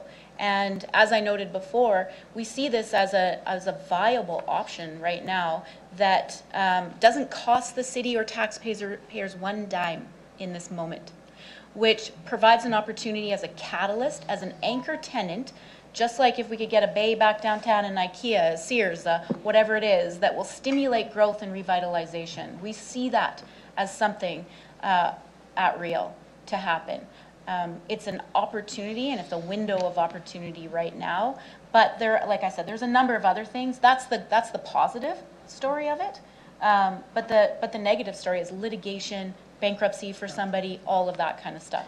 Yeah, and through the chair, that would be unfortunate, but I suspect it's unfortunately common practice in Regina that deals fall through and there are arrears and those things are dealt with. Certainly, which leads me to one of my last questions through the chair. You've provided some context on this, but I think it's worth sort of addressing again. Let me know you've largely answered my question, but I still think it's worth sort of re-asking, rephrasing. What is your opinion on a scenario whereby you exit the lease with YQR Distillery, given that the proponent there is in arrears, and undoubtedly there's some complications associated with that. You've illustrated that. And you enter into a new lease on terms acceptable to both parties with the proponent, where we see this incredible vision come to fruition, but it perhaps might be a little cleaner. Perhaps I'm misreading that, but I'm looking for your opinion on that. Yeah, well, we can't enter into a new lease until all of the litigation would be dealt with. Okay.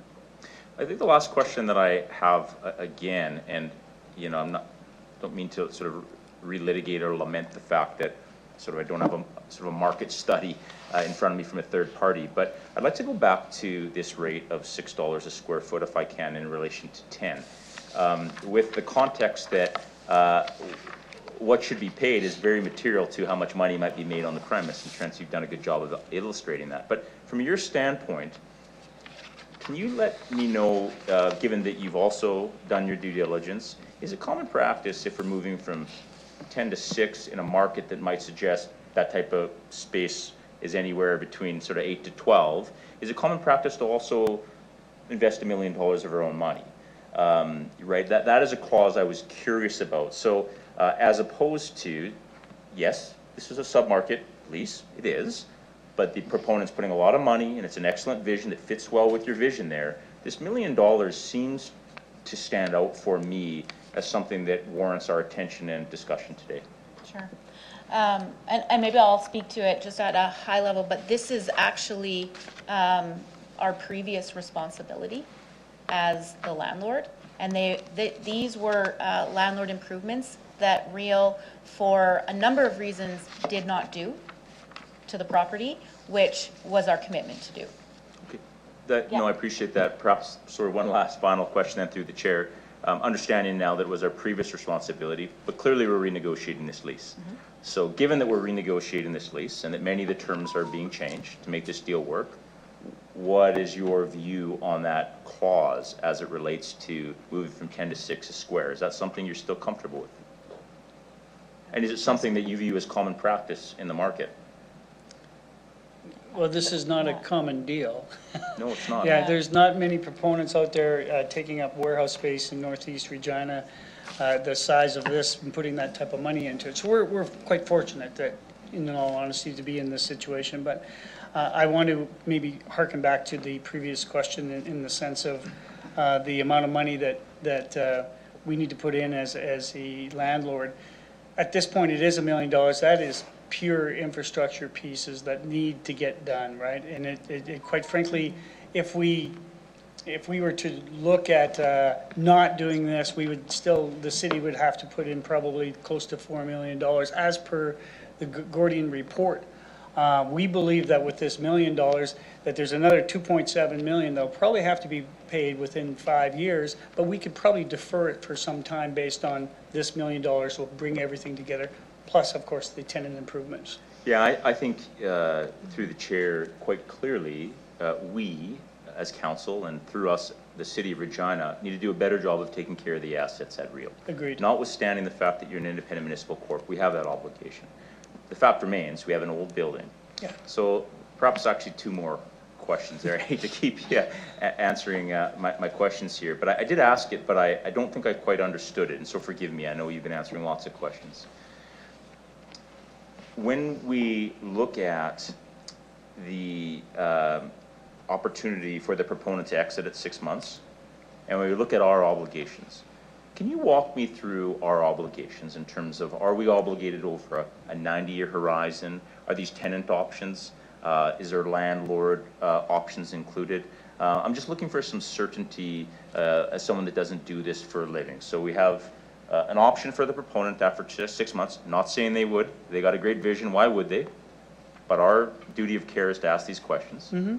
So walk me through where Real, and through Real the taxpayers, are protected in terms of when they look at that deal. Are there any clauses or options available to us? Apologize if you already answered this question. This is something I'm trying to understand. I'll attempt to answer it. Yeah, sure. Thank you, Councillor. Realistically, we see this as after 6 months of fixturing, that the annual rent will be at $250,000, right, for the first 10 years, and that's significant for us, right? And truth be told, it's something that we see as a building that is derelict at this point, and quite frankly, is not rentable, is something that needs work in the middle of our park, that turns into a destination and actually produces revenue. Totally. That, to me, is a sound business model, and we're very pleased to present it to you. Yeah, no, appreciate that. It's an incredible vision. The question, though, if I may, and forgive me again for asking, is what options, if any, are available to Real through the life of that 90-year lease to exercise any of our own options? And maybe that's uncommon in commercial real estate. Again, it's unusual that we have, as council, or find ourselves debating and negotiating on the floor of council this lease. But is it common practice? Perhaps it isn't. But if it is, do we have any options at any stage along those 90 years to say, oh, you know, something also has changed in Real's world, and maybe there's penalties, maybe there's clauses, you know, perhaps a layperson question here, but walk me through that, because I see 6 months, and I think if I were to go to a bank, they would say, well, you have a 6-month lease. So I'm just wondering if we have anything on our end, and maybe that's not common practice in commercial real estate. So just looking for some guidance here, please. Yeah, I would suggest that, again, not a common deal. I'm repeating myself, and I apologize for that. But it's a situation where, quite frankly, we don't believe that the proponent would leave, A, and B, would stay for quite some time. Now, if it got to the point where they wanted to leave, then the building reverts back to us, right? So I think realistically, this is something that is a strong partnership. Once we get this across the line, the partnership is pardon my pun, real.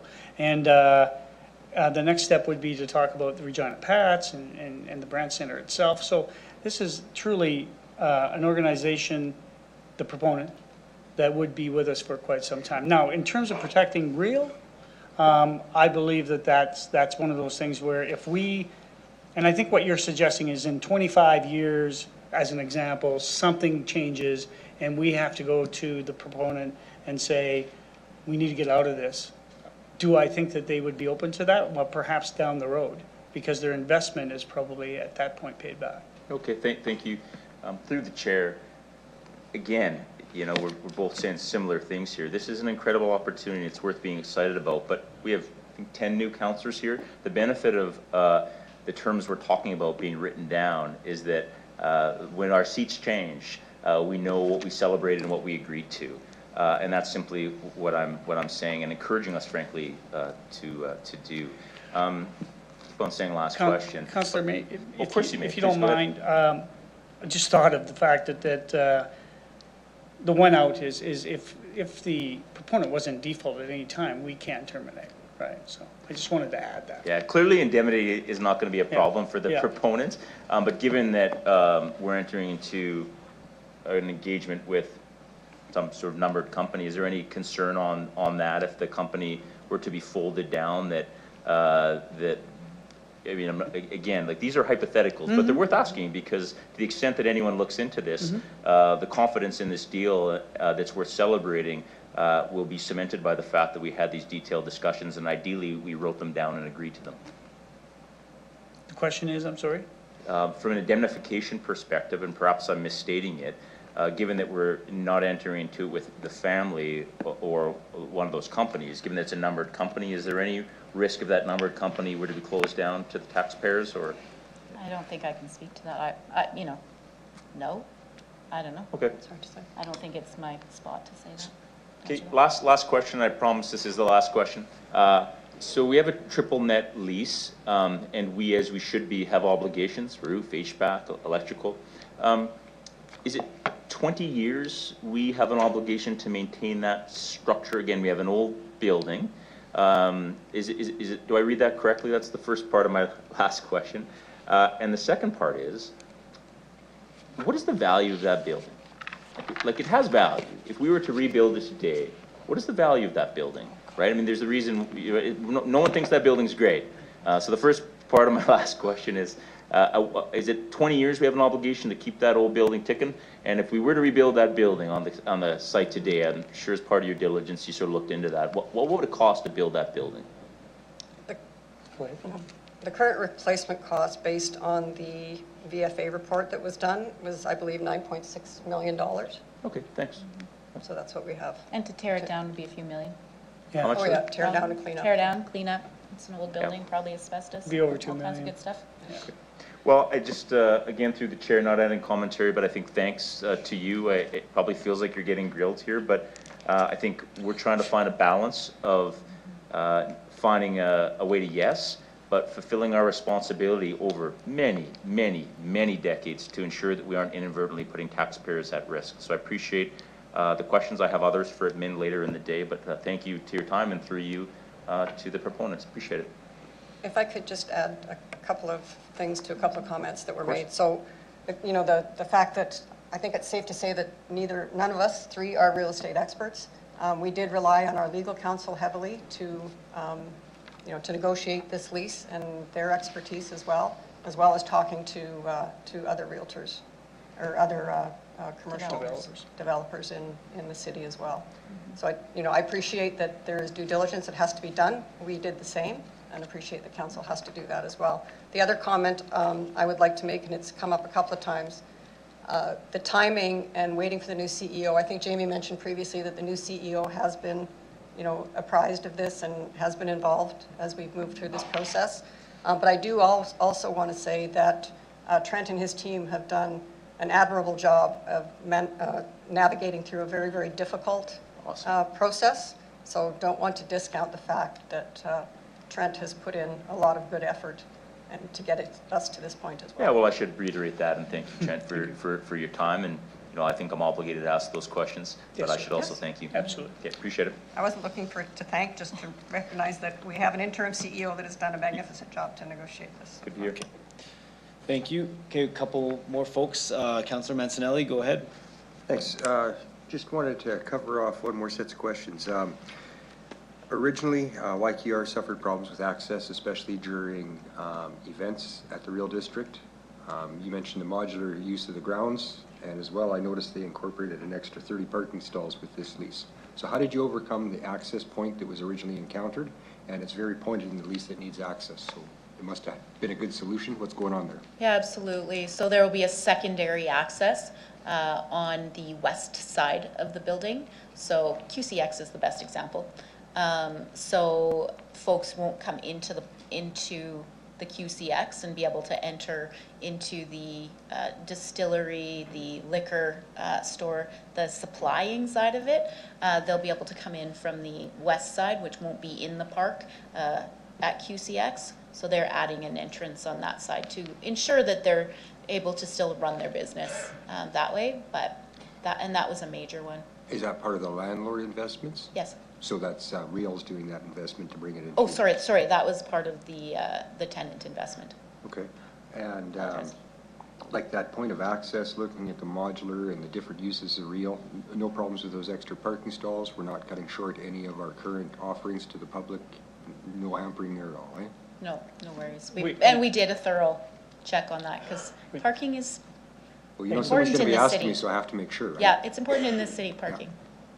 Yeah, I was just going to say that we met with stakeholders such as Canadian Western Exhibition, and they're certainly in favor. Okay. Yeah, probably see another outlet for them to have success with their own shows, I'd Yeah, imagine. absolutely. That's right. Yeah. Appreciate that. Thank you. Thank you. Councillor Burton, go ahead online. Thank you. A couple questions. So this, you know, the solution here guarantees future funds and does prevent litigation. Is there any ability to recover any unpaid amounts that were due from the previous tenant? We do have deposits upwards just under $200,000 that we would actually keep. Okay, thank you. Okay, in the covenants there, it talks about alcohol sales, and so often at Real, there are various other things ranging from agribition, farm progress to the Majestics car show, and so there's benefits to having a liquor wholesaler on site. Would there be any increased costs for any of those people that are purchasing from that from the new wholesaler on site, which now has a bigger warehousing capability on site as well? Yeah, thank you, Councillor, for the question. They will indeed have warehousing, and it is it's a benefit to Real and Real's customers and clients that are working on permits, et cetera, and it would be a wholesale price plus a margin, which would be similar to purchasing from other retail outlets in Regina. Yeah, thank you. Through the chair, with this change here, do you feel this is a key moment to, there's been, you know, a lot of strife and some problems here at Real, to turn the corner and create some positive momentum for the facility? Yeah, absolutely. I mean, when you look at what this board was tasked to do, it's hard things and make big decisions, and hard things happened yesterday. And I think that that's the confidence in this board that you should have, is that, you know, we understand the assignment. We understand what we were asked to do. And to that point, this is a good news story. This is a good thing for Regina, for Real. And as I noted, it's a catalyst to other things that will happen at Real. And it's an anchor and a real opportunity that we are excited about. And it is not a favor. We've done our due diligence. We've done all of the things that needed to be done. We've asked the hard questions, and I appreciate this. And I don't feel, to Councillor Fro's point, that we are being grilled on this. I think it's your responsibility to do this. And I know we've done this before in private, but this is the first time publicly. So, appreciate the questions and appreciate Councillor Burton the opportunity to say, like, this is a great opportunity and something that we should be excited about in our city. It does not cost the taxpayers a dime for this to happen, and we're just going to see the benefit of it moving forward. Okay, thank you. That's all my questions. Thank you. Thank you. Councillor Fro, go ahead. I thought you were done with me. Sorry. Councillor Burton asked a question on the arrears. How much is currently owed to Real from Waikio Distilleries? A little over 500,000. A little over 500,000. And so there's a deposit of roughly 180, let's say. And is there a plan as part of this renegotiated lease with these new terms to recoup that 500,000? It's entirely, given that this lease, as you said, is being transferred over? No. Thank you. Okay, thank you. Seeing no further questions, last minute. I talked to you all about that, just kidding. Okay, go ahead, Councillor Turnbull. Sorry, I didn't even realize I could ask more questions, so. There's just one I don't think has actually been asked yet. I think the rest has been covered, and it's just about the damage. So it's a single tenant facility in the new lease with the additional space. And I think in this case, the need would be to carry insurance to cover the replacement cost of the facility. And I think unless the city causes the damage, it shouldn't be obligated to reconstruct, because now it's one space. So I think that is I would like some more clarity on that piece now that this lease has been renegotiated to include that space, that it seems to me that this should also be part of that. Councillor, if you don't mind, I'm clarifying the question in terms of the atrium space, the 10,000 square feet, is that what you're asking Yeah, about? so Okay. now that the lease is Yeah. amended to include the atrium space, Yeah, it really sort of makes it a single tenant facility, and before it wasn't. So now that it is a single tenant facility, it would seem to me that these terms should change, because unless the city causes the damage, it shouldn't be obligated to reconstruct, and that the tenant should cover the insurance to cover the replacement cost. So I just wanted to know, like, this again isn't my specialty. I might be beyond my understanding a little bit, but just would like to give you an opportunity to comment on that. actually, we're quite bullish about the atrium space, which is truly unusable at this time and actually unrentable. So it's 10,000 square feet with 30-foot high ceilings, so it's quite a massive structure. And we're very excited about the fact that the proponent is going to put an extra $1 million in to bring that up to code and make sure that it looks like, as he mentioned earlier, a House of Blues type of feel. And we love the fact that we will be a district that hosts live music and cultural things like that on a weekly basis by the sounds of things, but even on a monthly basis would be something, because that's something that I believe from an entertainment standpoint is missing in Regina. So the 6 to 8 million that we talk about all the time in terms of the tenant improvements is actually $6 to $8 million is through the restaurant and the sports bar that we were talking about. The extra $1 million is actually for this extra area. And just to go, I think just to follow up on that, so in terms of insurance for it, one of the conversation we had, they'll take over all the operating costs, they'll take over all of that. If we could come back to you to insure, I don't want to speak out of turn. Yeah. I'm making an assumption that that would include that they would have insurance for it all, because it's their stuff inside. If we shook the building, all the stuff that falls out would be theirs, right? So I would assume that they would have insurance. Yes.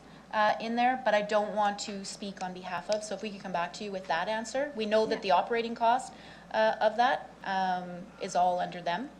Okay, and then that atrium space again is now included. So if you were to do the math and you were to include that as like a base rate, we would actually be underneath $6 a square foot if you include that atrium space. Again, getting back to that lease rate. And we keep talking about it as if it's a warehouse space, and it's not a warehouse space, it's a retail space. Okay, let's not debate. Let's just ask questions, The please. retail, Okay. it's the tenant that's creating the retail space. We're leasing it as a warehouse. The tenant is investing to bring it up to that retail space. Is it not a distillery at this current moment? Oh, it's empty. It's just an empty warehouse for storage. Okay, and then, yeah, I think I can leave the rest of these questions for administration. But, yeah, thanks again for being here. And again, we're just trying to find, I'm going to quote Councillor Froh here, we're just trying to find a way to yes and the win. So, thank you for being here. Appreciate that, thank you. Councillor Froh, I'm just going to ask, not to put you on the spot, but we have a mandatory break in about a minute or so. 30 seconds. Okay, if you're good, I just don't want to cut you short, and we could start after, or if you're good with that, No, then we you can should let cut me short. Okay, go ahead. Through the chair. Events, trade shows, conventions, big business for you. Great complex to host those. Clearly, having an opportunity like this will be great for visitors. Have you consulted directly with any of your, any of the folks that you host today, such as Canadian Western Agribition? And are there any potential downsides for some of our critical anchor tenants in terms of the shows that we host already? Are there any blind spots? Just curious. There's clearly lots of upside for visitors, but wondering if you've consulted with the existing folks you have that are paying rent today, and if there's any sort of challenges that we've identified and how we might mitigate those if they exist. So, thank you for the question, Councillor. No, there's no challenges that I can speak of. We have spoken to those stakeholders that you speak of, including Canadian Western Exhibition and soccer and all the other tenants that we're talking about. As a matter of fact, it's quite the opposite. They're excited about the fact. We had, we weren't able to talk to them up until a little while ago based on, an NDA, et cetera. But now that we are in a public forum, we were able to actually speak to some on a direct basis. And quite frankly, I see the excitement around there. I was able to show some the renderings, and they truly feel what it could change not only their little part of the district, but certainly change the district in total. I think that's what you see, when their excitement in that's what you see across the country and in the US, this model. It's where private investment has to happen, and it has to be multi-use for these things to thrive. And that is and you weren't in here, but last week in my day job, we had a panel on facility experts. And I grabbed one of them after and walked him out and had a brilliant conversation about this facility specifically, because he was aware of it, and just said, here's some of the things. And he said, you got volleyball, you got pickleball, you have all this stuff.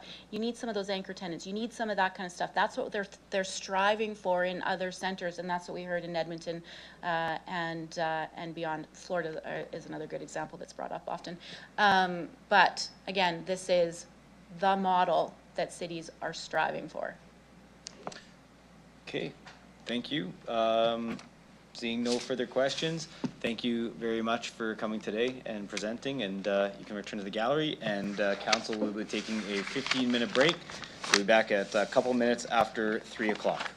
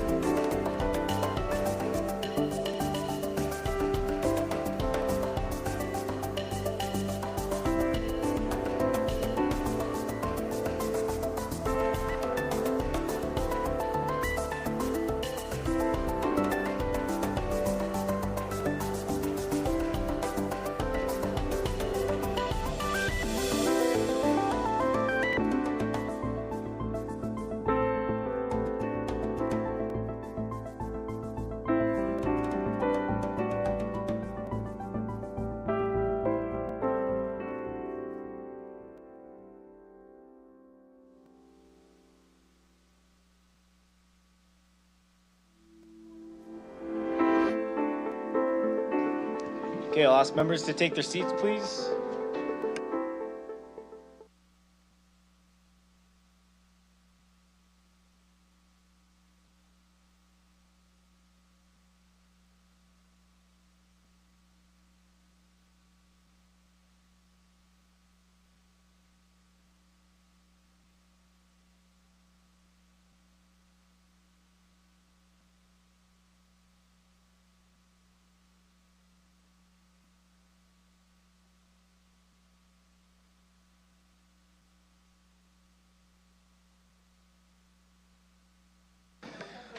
Okay, we'll call the meeting back to order. So first, we have communications on item CM 25-9. Can I have a motion to receive and file communications CP 25-131, Mike Tate, Regina District Chamber of Commerce, CP 25-132, Lance Donison, Regina Warehouse Business Improvement District, and CP 25-133, James Bogus, Regina Airport Authority. Councillor Mancinelli, a seconder. Councillor Rasevich, thank you. I'll call the question. Any opposed? And carried. Okay, we will now consider item CM 25-9, Real YQR Distillery Lease Amendment and Assignment. Can I have Acting City Manager Jim Nicol please introduce the report? Thank you, Mayor. This is before Council today at this special meeting. With that, I'm going to turn it over to Mr. Anderson as CFO because he will have much more insight into the financials and the lease arrangement that's before you. Okay, go ahead, Mr. Anderson. Thank you, and through the chair. Regina Exhibition Association Limited, or REAL, is requesting consent to amend and assign the existing YQR distillery lease to a new tenant. The proposed amendments to the lease are material and significantly change the financial and non-financial terms of the deal. The report provides a comparison between the key terms in the existing lease and how they have been modified in the proposed lease. The vision of the proposed tenant is exciting and could bring more people to the REAL campus.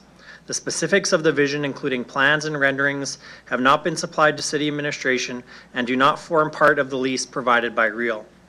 The lease rate is below market and term of the deal at 90 years extends beyond Regina Exhibition Association Limited's Master Management Agreement. Accordingly, City Council must provide consent for the lease. The options for City Council are to provide consent with conditions, or to not provide consent. Administration has not been involved in the negotiations. This deal was brought to the City of Regina by REAL. With that, administration is available for questions. Thank you, Mr. Anderson. Can I have someone move option 1, which is to consent to assigning the amended agreement? Councillor Sickleys, seconder. Councillor Mancinelli. Okay, with that, now that it's moved on to the floor, I am going to move to go in camera to receive legal advice. Can I have a seconder for that? Councillor Sickleys, thank you. Okay, with that, we will go in camera for that advice. Thank you very much. We'll be back.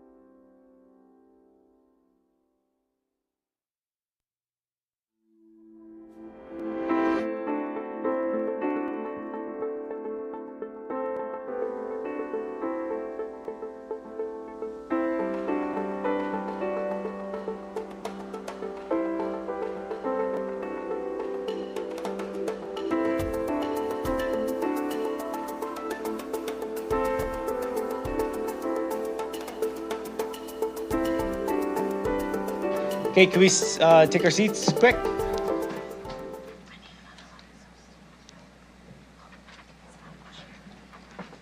If you take your seats briefly, you can get back up again because we have to call it first.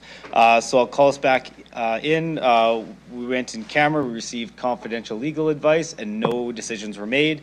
The time is what time is it actually? 4:57. So we need to take our mandatory 15-minute break, and we will be back at 5:13. Thank you.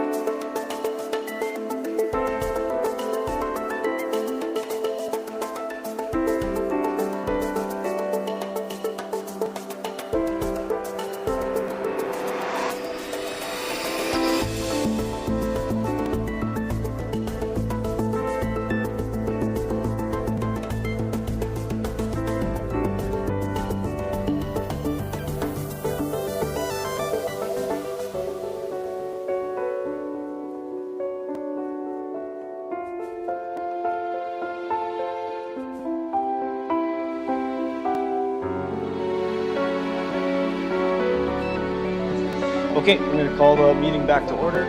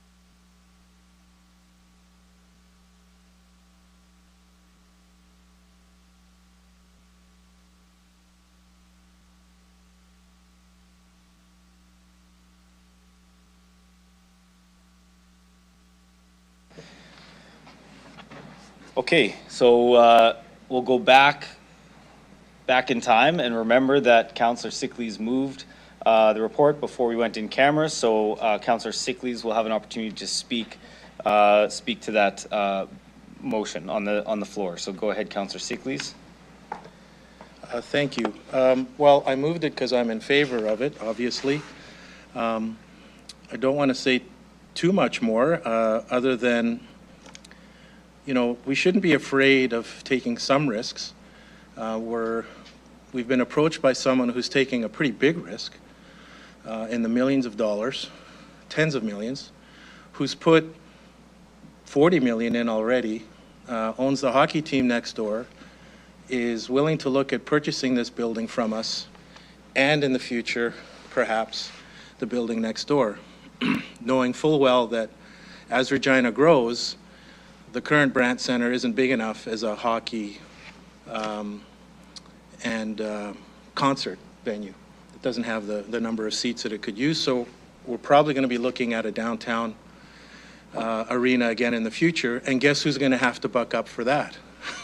The same person who's talking to us about this. So I'm not interested in dragging someone through a process that is painful. I think that there is a risk on both sides. That's how business works. I think that the financial piece, in reference to our CFO, for example, I think he's made a good point about, you know, what's the financial benefit of this? Well, anybody can put together a pro forma and figure out what it could bring to the city over the years, and it's all guesswork. It's all guesswork, but it's going to be taxes where we get none now, rent where we have none now, investment where we have none now, in a building that is one of the oldest on campus. I don't think we can ask for anything more, and I will leave it at that.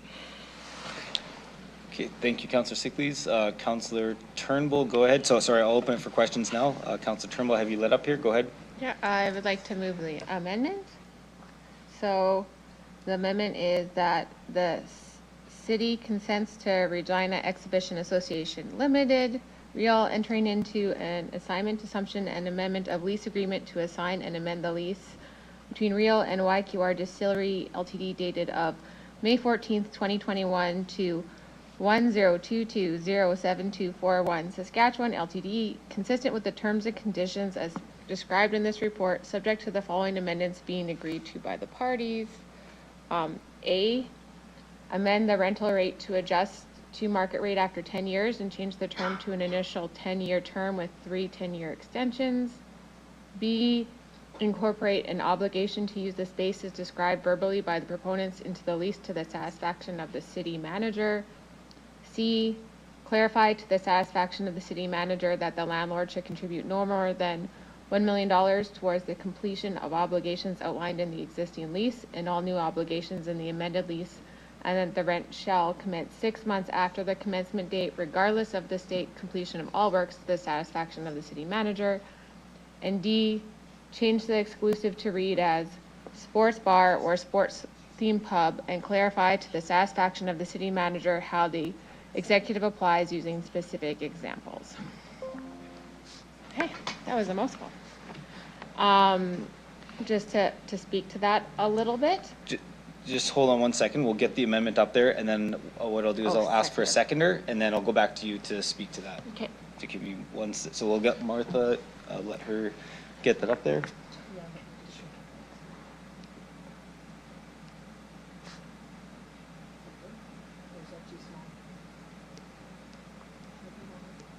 That's probably okay.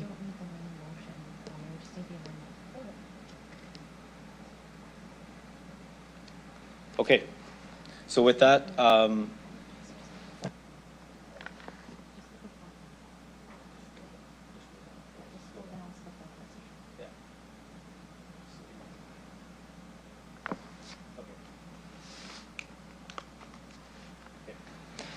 okay, so those are the 4 points up as a part of this amendment. I'll look for a seconder for that amendment, Councillor Flores, and I'll go back to you, Councillor Turnbull, to speak to this amendment. Go ahead.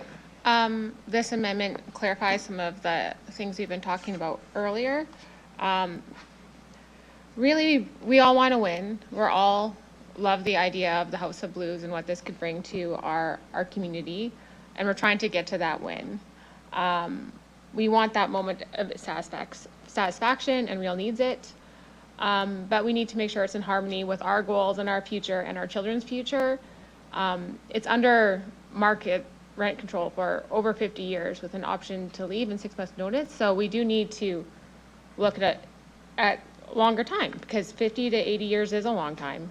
80 years ago, a house was $4,000 in Regina and minimum wage was less than $1. And how can we make decisions for 50 years and onwards when 50 years ago we didn't even have internet or cell phones? So we do need to be cognizant of this, and we do need to be aware of that. So I think this addresses that concern and gets us in the right place for some of these discussions. Mm-hmm. Okay, thank you. Councillor Fro, go ahead. Yeah, through you, just checking, can I ask administration at this point some questions in relation to this amendment? Yeah, so this is your time to absolutely, you can statement and or ask administration. Yeah, absolutely. So I think everybody has said that this is an exciting concept and we want to find a way to approve the deal. And I think what's critical is that over the 90 years, we ensure that this deal has a net positive economic return for real. And I think everyone has said we want to find a way to yes. B and C and D, certainly from my perspective, outline and put on paper the great vision that the proponent has put forward and limit some of the potential risks to taxpayers. My question to administration is around A. Given that the proponent isn't here and that the lease is between Real and the proponent, how might we find a way to allow Real to enter into discussions? So we have heard several opinions that $6 is far under market. The proponent and Real believe it's at market, and there is some nuance around this, but it's important we get this right. Is there a way, understanding the timeliness of this, but also understanding that the proponent isn't here and I don't really want to negotiate this deal on the floor of council, where Real can go and have a discussion on point A? So I'm certainly in favor of B, C, and D. I'm just wondering if there's a way to approach A. I don't want us to inadvertently kill the deal, and I want us to make sure that we find the appropriate balance of an exciting opportunity and limiting the exposure for taxpayers while at the same time ensuring that over 90 years this is cash flow positive for Real. Okay, go ahead, Acting City Manager.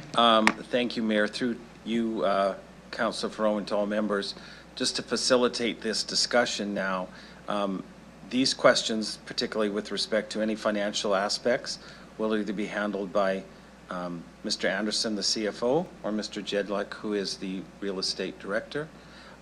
Legal questions, of course, are to Ms. Williams or Ms. Willoughby. So just to facilitate, feel free to indicate which individual you're posing your question to, and we can do that. Well, you might have to help me here. What I'm really looking to do, from my perspective, is ensure that we don't inadvertently kill a deal because of Clause A. I'm in favor of B, C, and D, and I would like us to find a balance that most effectively gets a return for Real and allows this opportunity to happen. But if I was the proponent, I'd want to be involved in the discussion around that rental rate. And I'm wondering, how do we do that? Does this have to come back to council next week?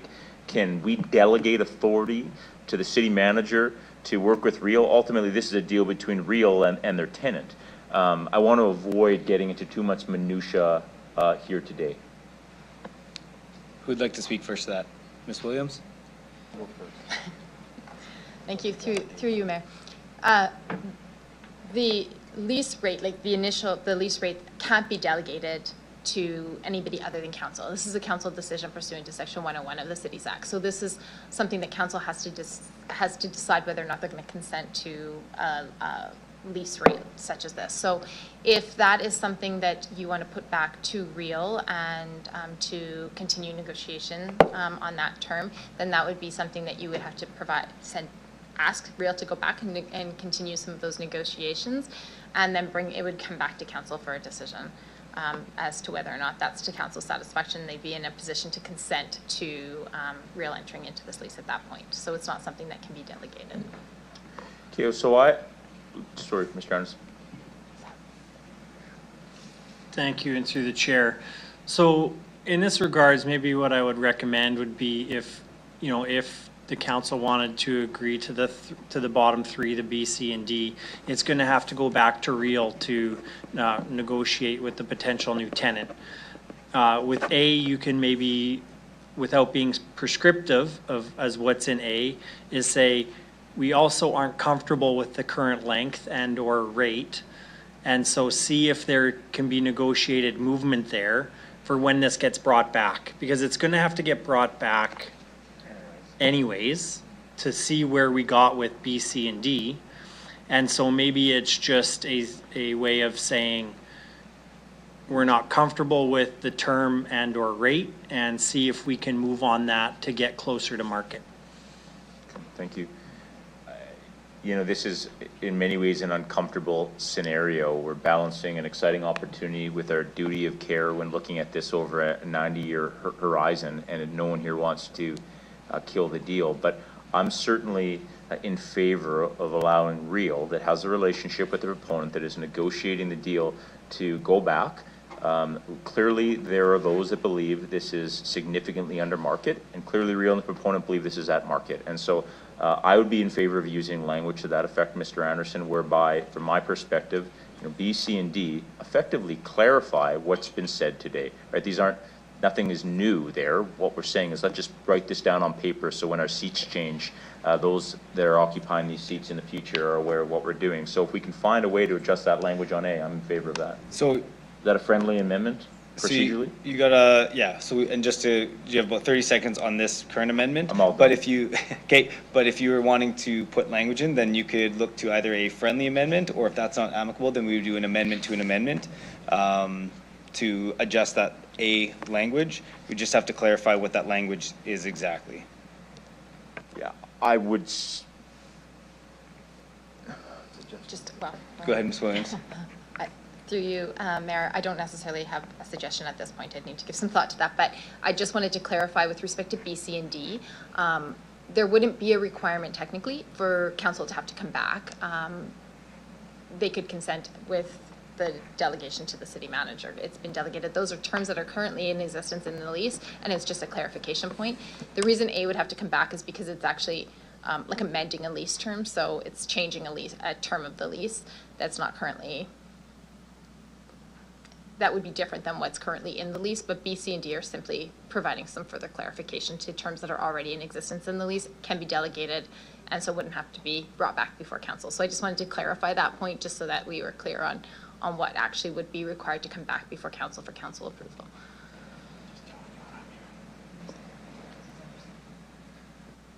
So, Councillor Fro, I want to clarify, was that your understanding that B, C, and D, if we approve today, I'm going to look over here and make sure I'm right, if we approve those today, it would not have to come back to council if it was just those three.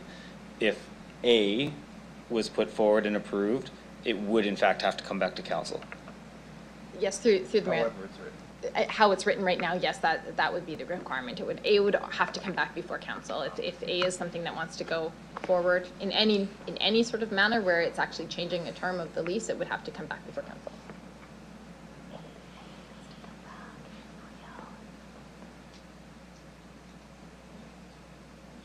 I just see a discussion, so I just want to make sure we get all the information here, and then we'll come back over here.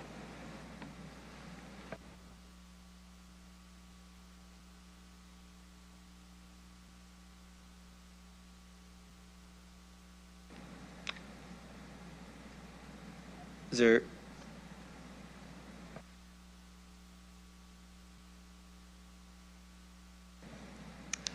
there anything further, Ms. Williams?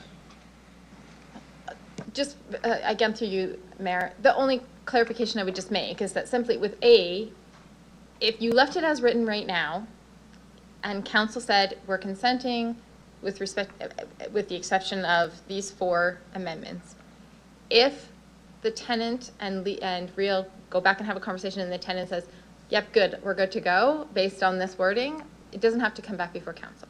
I suspect, though, that may not be the case, and I'm just anticipating that may be a term that would need some further discussion. So if that's the case, that has to come back before council if anything beyond what is written here is different with respect to term A. B, C, and D are really clarification points, and they can be delegated to the city manager. So I mean, it's difficult. This isn't maybe providing as much clarity as possible, but it's difficult to do this, I think, on the floor of council.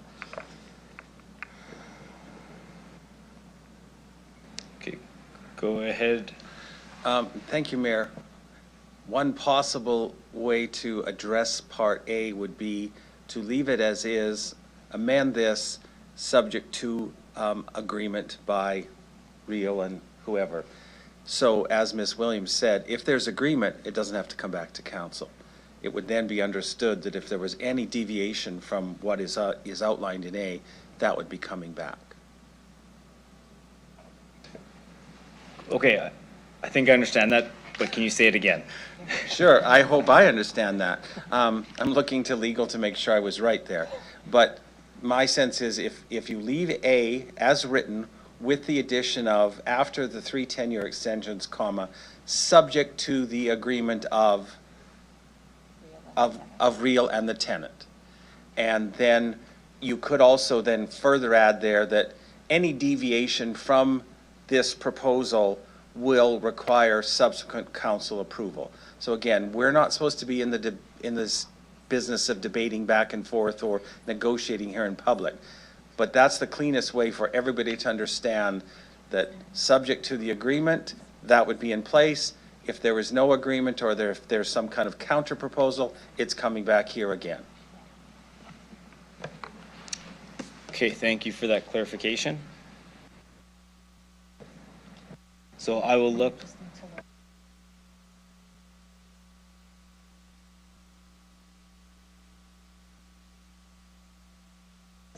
Okay, so I understand that what the acting city manager had stated for clarification in conjunction with our solicitor.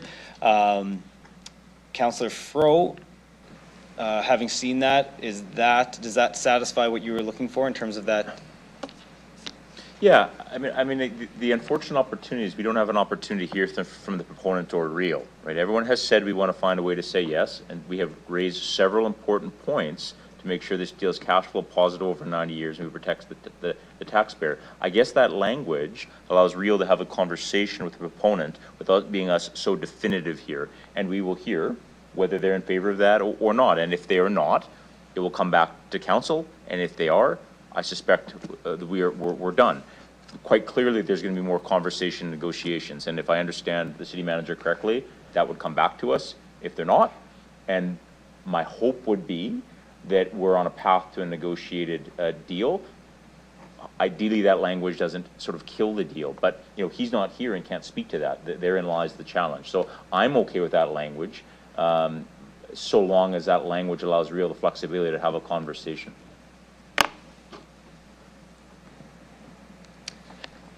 So I guess can someone just answer that question by Councillor Fro? Sure, I'll try. If I understand it, where you're coming from, Councillor Fro, and we're having some ongoing discussions here, is this is clearly that this is not, council is not negotiating with the tenant.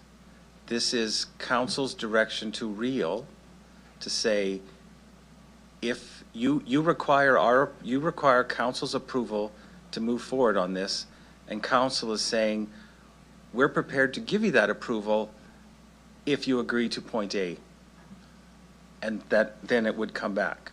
Keeping in mind that if it doesn't, if there is a deviation, or it wouldn't come back if everybody agreed to, if Real was able to secure agreement with the tenant, yeah, we're good to go with A. And if not, if there is some kind of a counter proposal, and again, we're not negotiating this on anyone's behalf, that would ultimately have to come back. Because as Ms. Williams said, the Cities Act says we cannot deviate from this because of the market. I think, I think I understand.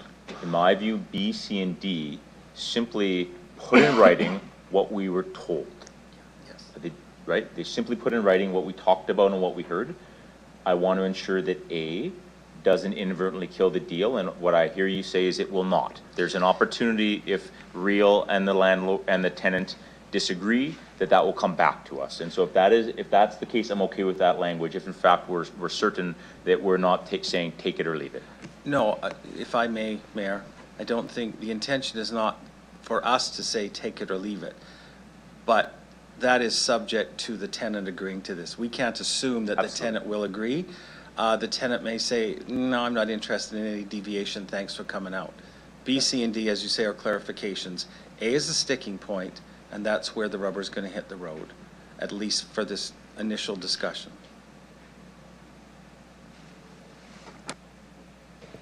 Okay, so Councillor Fro, you're asking for a friendly amendment as for A, is that correct?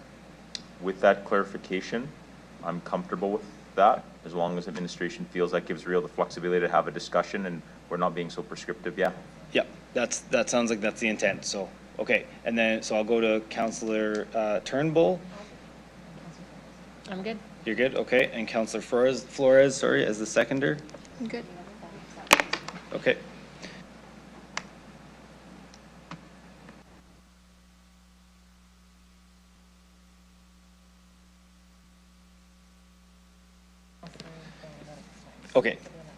Okay, so I'll move to the next question. Councillor Mancinelli, go ahead.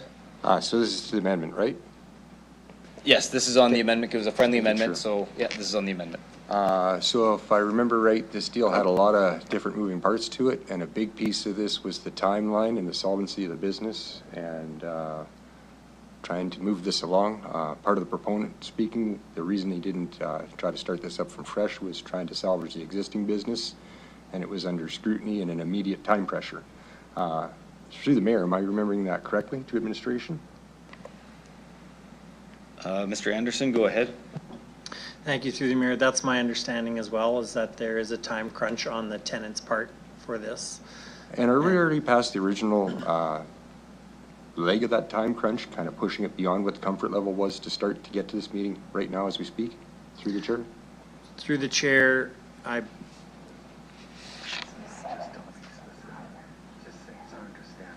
it's our understanding, yes, that we are past what they originally asked in terms of a time frame.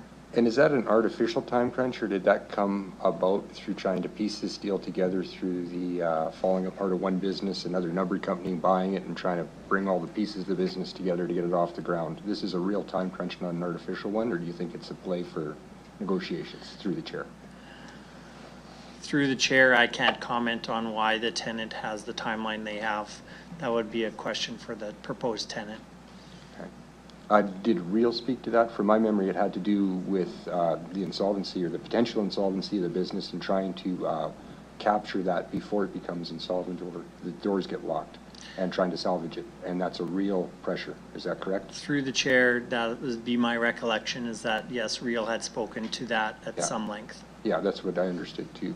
When I look at A and understand the negotiations that administration is secondhand to through a Real negotiating, it sounded like that portion of this had already been kind of closed out due to that time crunch, and we had to make a decision with the subject matter at hand today. That was my understanding walking into this meeting, and that's why a special meeting was called. Is that your understanding too, whoever through administration, through the mayor? Yeah, so through the chair, my understanding again, so administration was not involved in the negotiation of this deal. That was done by Real. My recollection is that Real wanted to have this special meeting as soon as possible. This was the earliest date we could have and meet all of the obligations we have as a city for notice, etc. So yes, this was done in expediency. Through the chair, is there any way I can ask a board member from Real a question still, or is that too far gone by? Is there some type of special vote I can have to call one down, or can I jump on one foot and tap my head, or what can I do? I'll ask the city clerk to please clarify. Through you, Chair, technically according to the procedure bylaw, that's not in order. That being said, if it's the will of members at the table, if a majority wants to move a motion that effect to allow it, I will leave that to the members. So to speak to that, I would really appreciate knowing if I'm correct in the time crunch and in the fact that through negotiations, A is potentially a no-go and a deal stopper. I'd like to know if that's real or not to Real. Okay, so you want to make a motion to bring the Real delegates down to ask that particular question? I would like to know that before I make a vote on this, yes. Okay.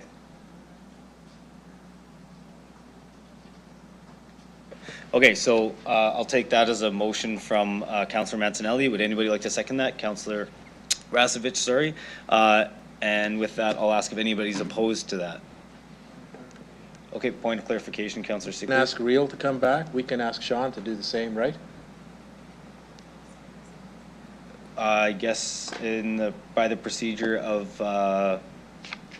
the clerk. Maybe give me 1 second. I'm just going to clarify.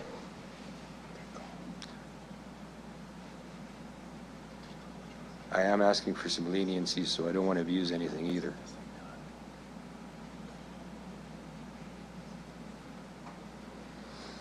Okay, so if we allow it for Real, it would be setting a precedent to allow it for somebody else. But I guess we've already gone down the path with a motion by Councillor Mancinelli, seconded by Councillor Rasevich. I'll ask if anybody is opposed to having Real come down and answer a question that Councillor Mancinelli wants to pose to them. Anybody opposed? Okay, that's carried. So with that, I will ask our Real delegates who are thankfully here still, given this motion, if you could please come down.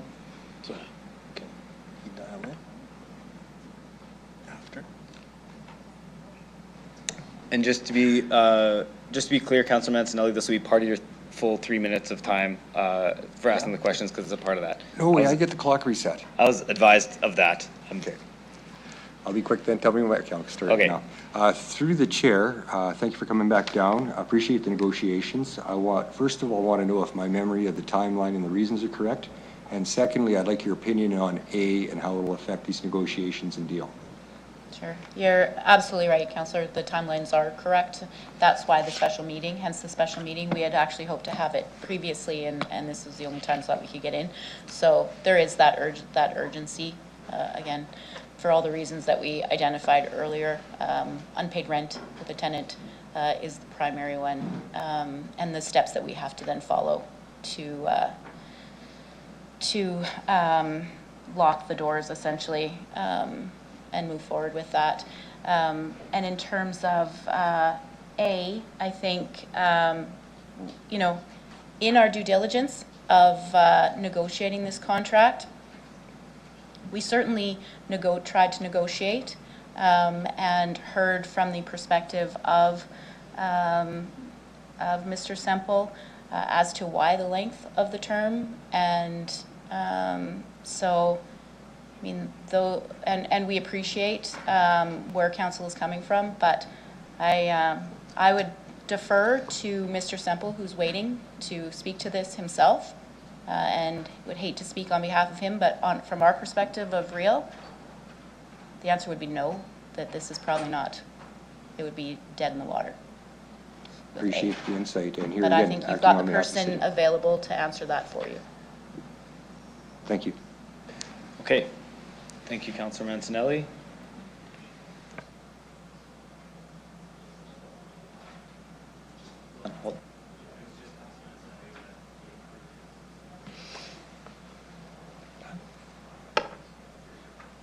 Okay, so with that, you can return to the, oh, sorry, don't move yet. Is it just, you're good for them? Okay, because we moved it for Councilor Mancinelli to ask that question. You're good? Okay, yes, you guys are good. Thank you. And yeah, Councilor Mancinelli, you still have some time left. Go ahead. Thank you. One more point of clarification on this amendment. Can we vote on those points in a group of like A and then B, C, and D together, or all four separately? Or Yes, we can. Yeah. Okay. Yeah. If you'd like to do that, we can set it up that way, just to vote on A as a one vote and then B, C, D as a separate vote. Perfectly. So I'll just speak to the amendment right now. I appreciate the intention of the amendment, and I do like the way that A looks, but if I understand the negotiations have gotten to this point, I don't think that's part of the deal that's in front of us, and I think you have to accept the business deal for what's on the table. The comments from Real, that's been negotiated through already as far as they could take to the point of coming to us. I wish it was an easier deal to take, but you know, wishes don't get very far. Sometimes you just got to lean in and take one in the head. So here we go. Thank you, Councillor.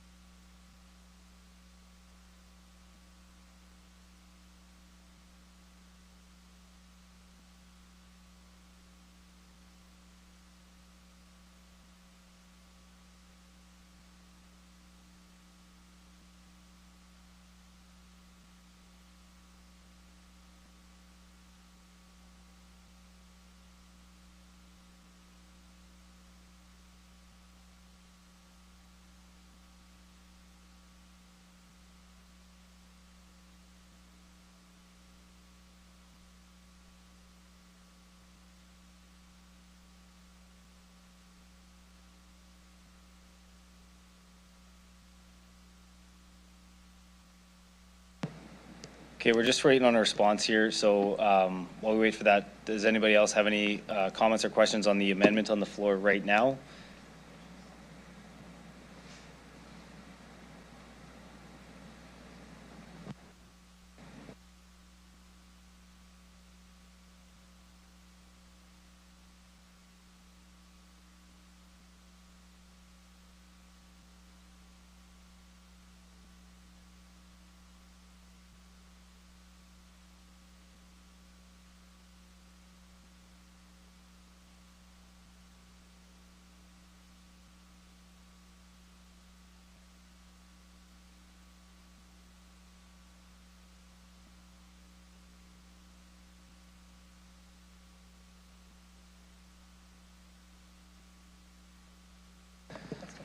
Okay, we're going to take a 5-minute recess. Don't go anywhere. If everybody could just stay in their seats, because I don't want to round everybody up. We'll do 5 minutes. We're just going to try and get this sorted.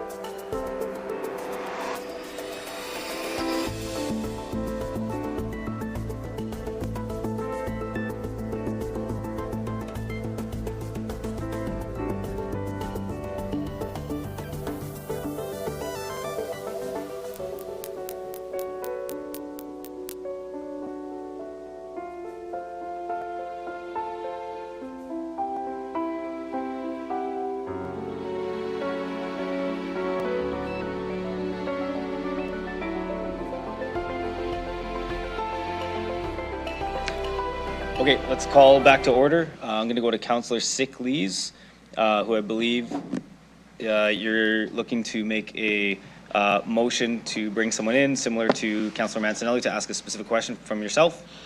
Yes, through you, Chair. I would like to call back into the discussion Mr. Semple.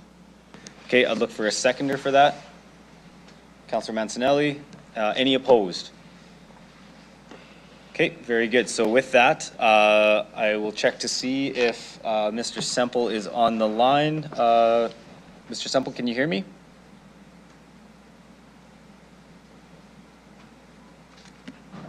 Hello?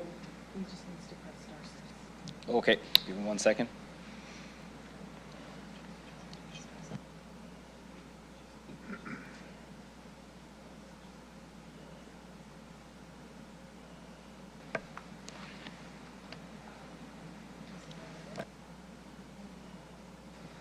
Mr. Semple, can you hear me?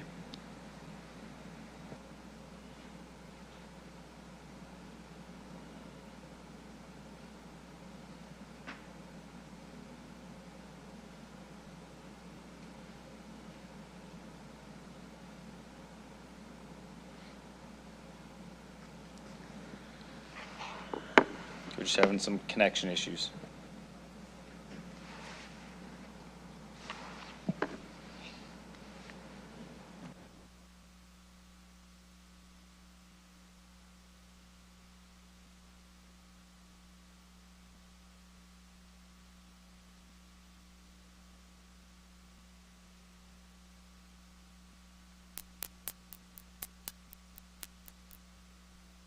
Sean Semple's voicemail. I'm sorry I can't take the call right now, but if you leave your name, number, and time of your call, I'll get back to you as soon as I can.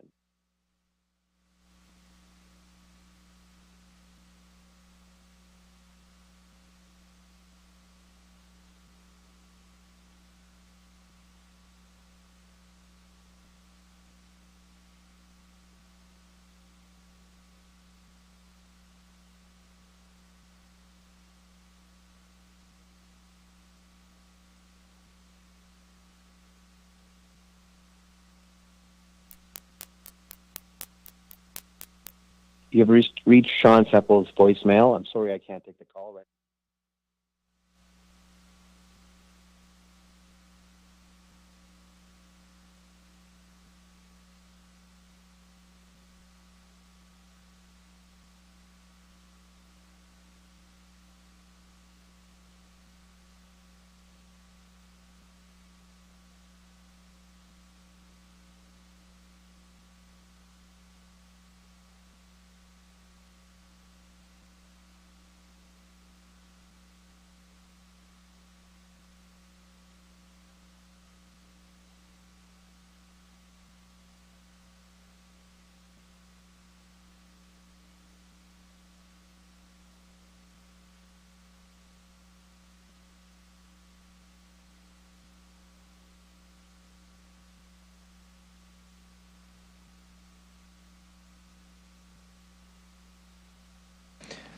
Okay, so we understand he's having some connection issues, but should be able to connect in about 2 minutes, 2 to 3 minutes here. So we're just gonna pause for a moment here and just see if we can get that connection to happen here.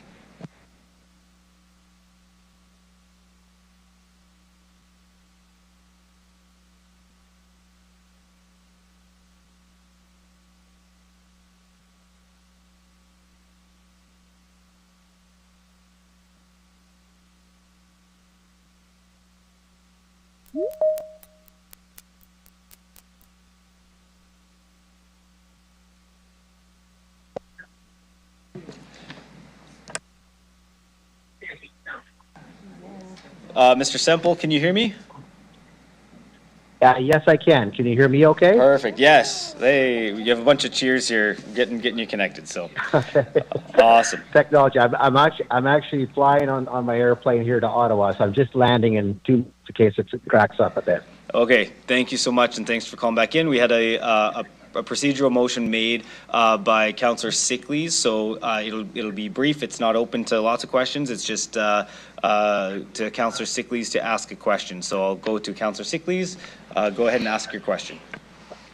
Hi, Sean. Thanks for dialing in. First question related to some of the amendments proposed, about 4 different amendments. The first one, did you have a chance to see the 4 amendments, first of all? I guess I should ask you that.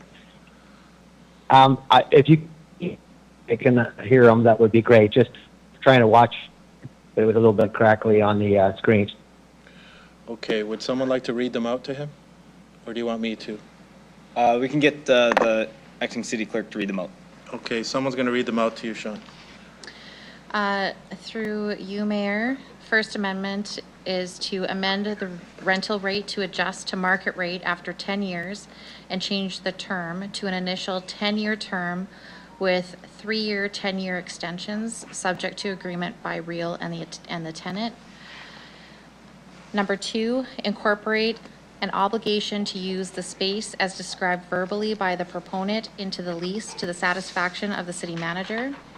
C, clarify to the satisfaction of the city manager that the landlord shall contribute no more than $1 million towards the completion of obligations outlined. I think we just lost him off the connection there.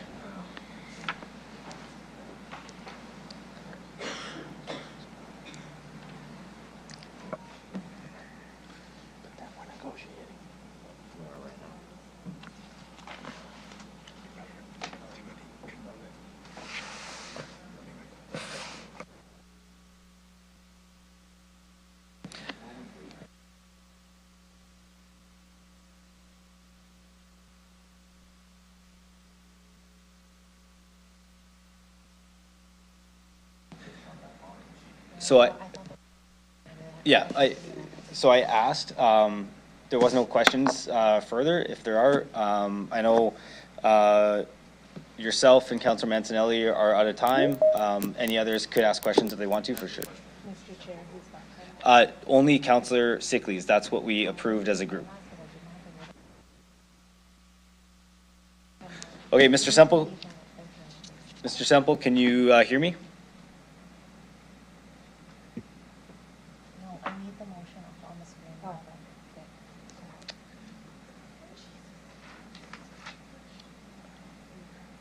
Mr. Semple, can you hear us again? Yeah, yes, sorry. We're that's literally right. 1 minute from landing, but hopefully you can hear me. Yep, we can hear you now. We're back here. So I'll pass it back to the acting city clerk, and she's going to confirm where we left off and continue on. Actually, she's going to start over, so we'll go with that. Okay. Through you, Mayor, the 4 amendments are as follows. Amendment number 1, amend the rental rate to adjust to market rate after 10 years and change the term to an initial 10-year term with 3-year, 10-year extensions, subject to agreement by Real and the tenant, with any deviation from this proposal to require City Council approval.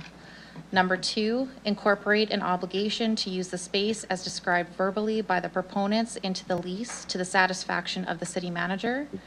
Number 3, clarify to the satisfaction of the city manager that the landlord shall contribute no more than $1 million towards the completion of obligations outlined in the existing lease and all new obligations in the amended lease, and that rent shall commence 6 months after the commencement date, regardless of the state of completion of all works, to the satisfaction of the city manager.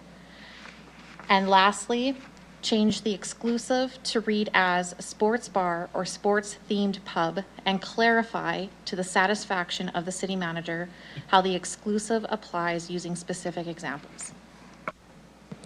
Okay, Councillor Sickleys, go ahead. Sean, did you hear all those 4? I did. Would you like to comment on one or all of them? Yeah, I mean, I guess at the end of the day, with this deal that we signed and negotiated with Real was negotiated in good faith. It was hard negotiated by Real for the Real's benefit, and we came to a conclusion of what we could agree on.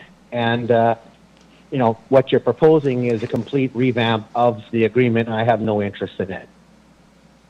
So I guess what I would ask is you consider what's in front of you, because that's the best that I can do. With that, I'm taking substantial risk in the project. At the end of the day, what does this business look like if the stadium moves downtown? that's all on me. I'm taking that risk, and the business that's there today is failing. I know. There's some that believe that this is not market rate. I rent a lot of commercial space. This is Class D warehouse. That is the market rate. There is no subsidy on that, and at the end of the day, that's the best I can do. And I just asked that you reconsider that what your board negotiated on behalf of Real and the City of Regina Municipal Corporation, that they acted in good faith. I acted in good faith. We have it there, and at the end of the day, this business is on fumes. It cannot cannot go on any further. Even with this, since other financial institutions that say what's going on here. So we can't wait any longer. So I just need an up and down vote on it. If it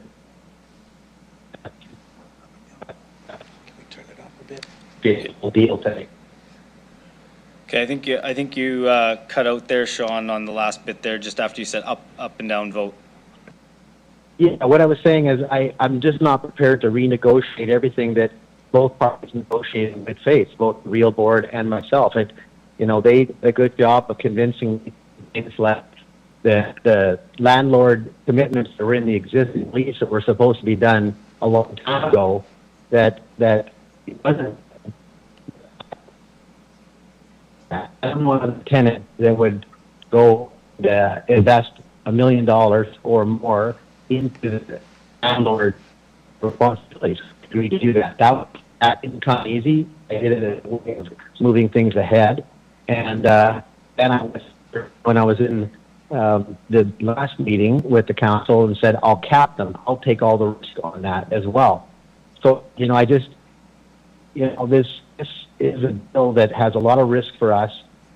That's as good a deal as I'm prepared to do. I hope it's a good enough deal for the council. I hope they can respect the municipal corporation that they put in place to negotiate this. And it'd be too bad if it doesn't go ahead. But I'm just not prepared to go and renegotiate this at this point in the terms that are being rental rate, changing the term and all that. That's just ripping up the deal. It's over. Not interested. Understood, Sean. Can I ask a what if with respect to buying the building from us in terms of timing or other conditions? What are your thoughts regarding that? Is this a 5-year, 2-year, 10-year, 20-year? When do you think you'd be ready to take the building off our hands if there was a deal to be made? I think we can move as long as you're in a position to sell the building, and as long as it's a price to which we can agree on. Then I think I think it can be done in no time. But the issue is that you need a legal access. You need all of those subdivision, all of that in order to make that work. And I just don't believe that's going to be in a week or so. Okay, but if the deal's there, we will consider it and we will move ahead on it. And if that's the preference, as long as it's reasonable, we'll do our best to undertake any offer you have.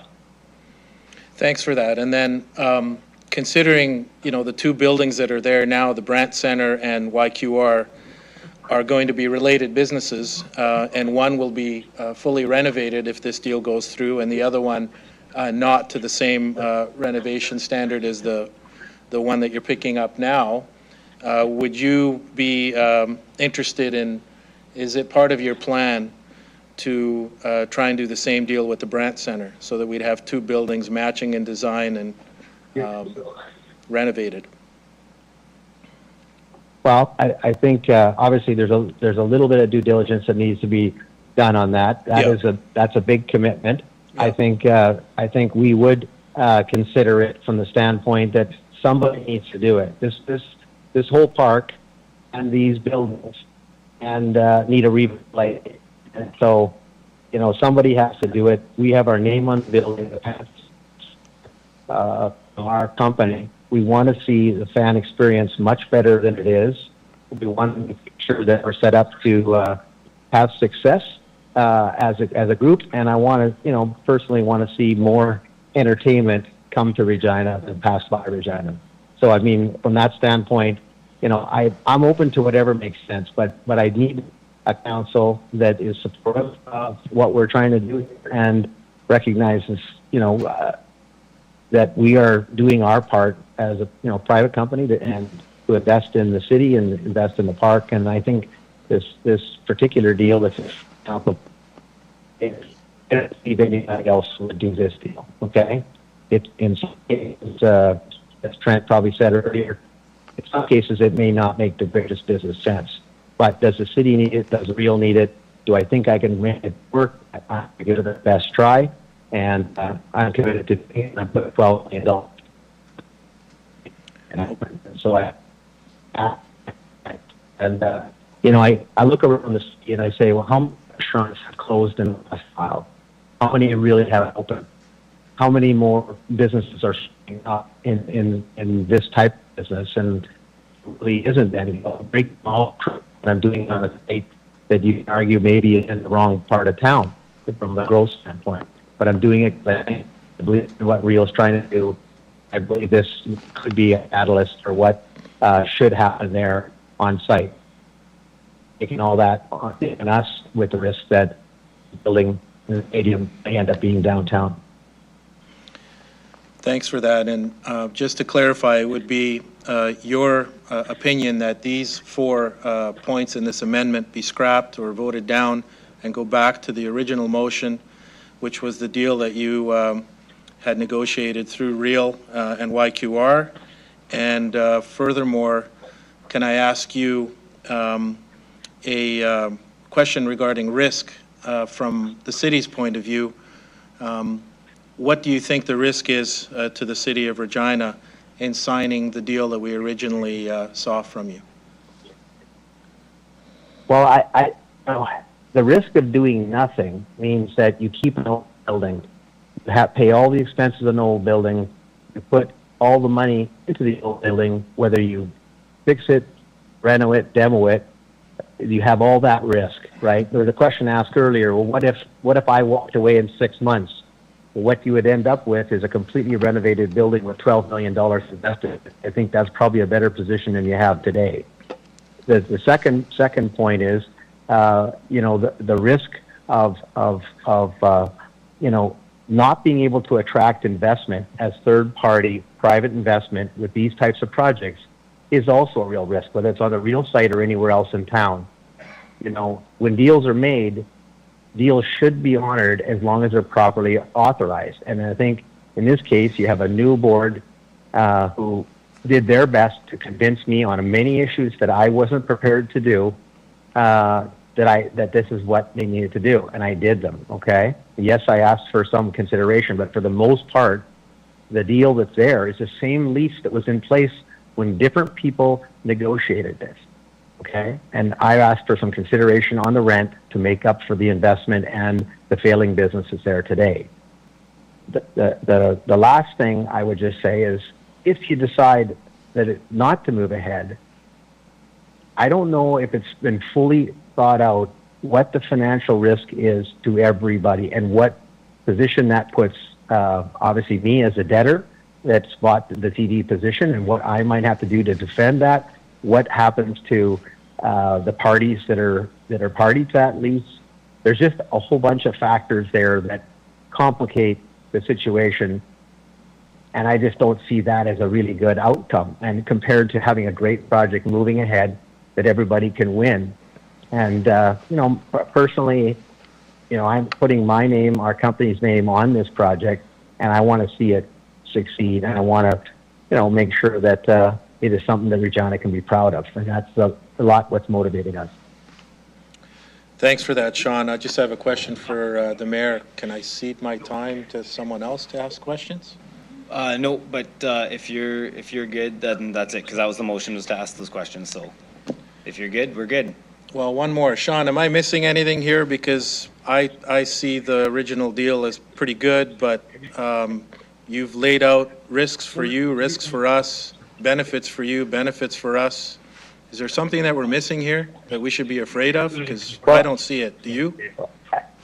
I don't see it either. I mean, I see that Real's going to collect over the term the first 50 years, $21 million or whatever that comes to, okay? I think that was the number that was put out.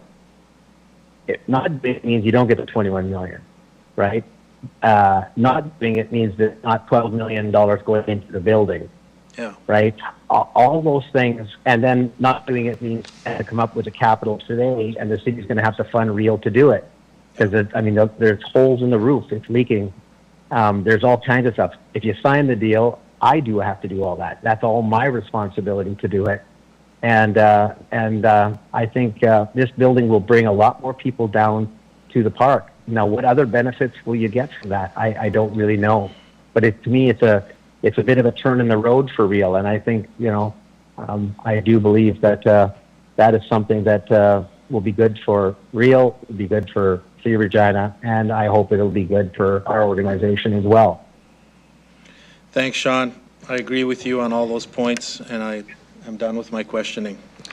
Okay, thank you, Mr. Semple, for calling us back in. I know you're very busy, and I appreciate you working through some connection issues and calling back in. So thank you very much. You can log off.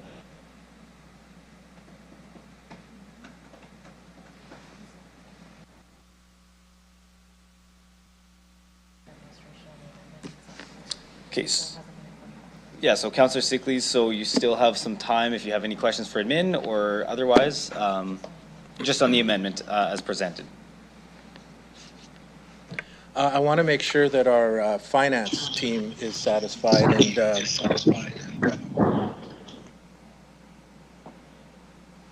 I think that as someone who's on the board of REAL, along with you, Mayor, and Councillor Turnbull, we will do our best to put together some sort of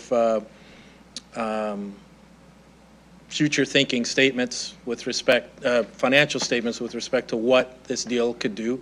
But I don't want that to hold back making this deal happen today and getting the vote done. Does that make sense? Is that a question? Would that be okay? Exactly. Would that be okay with you, Darren? That we put something together for you, even after we vote Through today? the chair, I would love all financial information that REAL could provide on their ongoing cash flows. That would be excellent. Okay, thanks. That's it. Okay, thank you. Okay. So I'll just do one more call out. Any further questions on the amendment?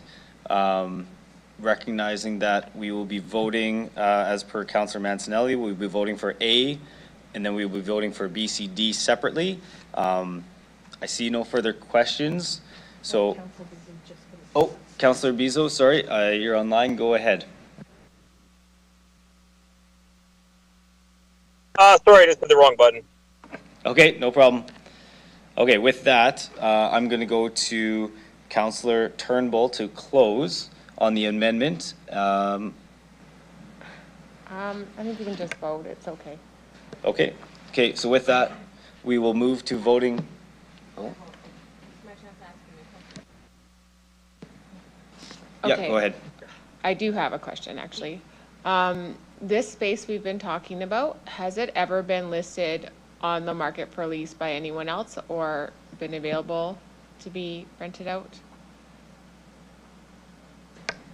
Mr. Jedlick? Through the mayor, not that we're aware of. So on that line, do we have any market sets that no one else would be interested in it if we've never actually gone out for proposals for it? No, we do not.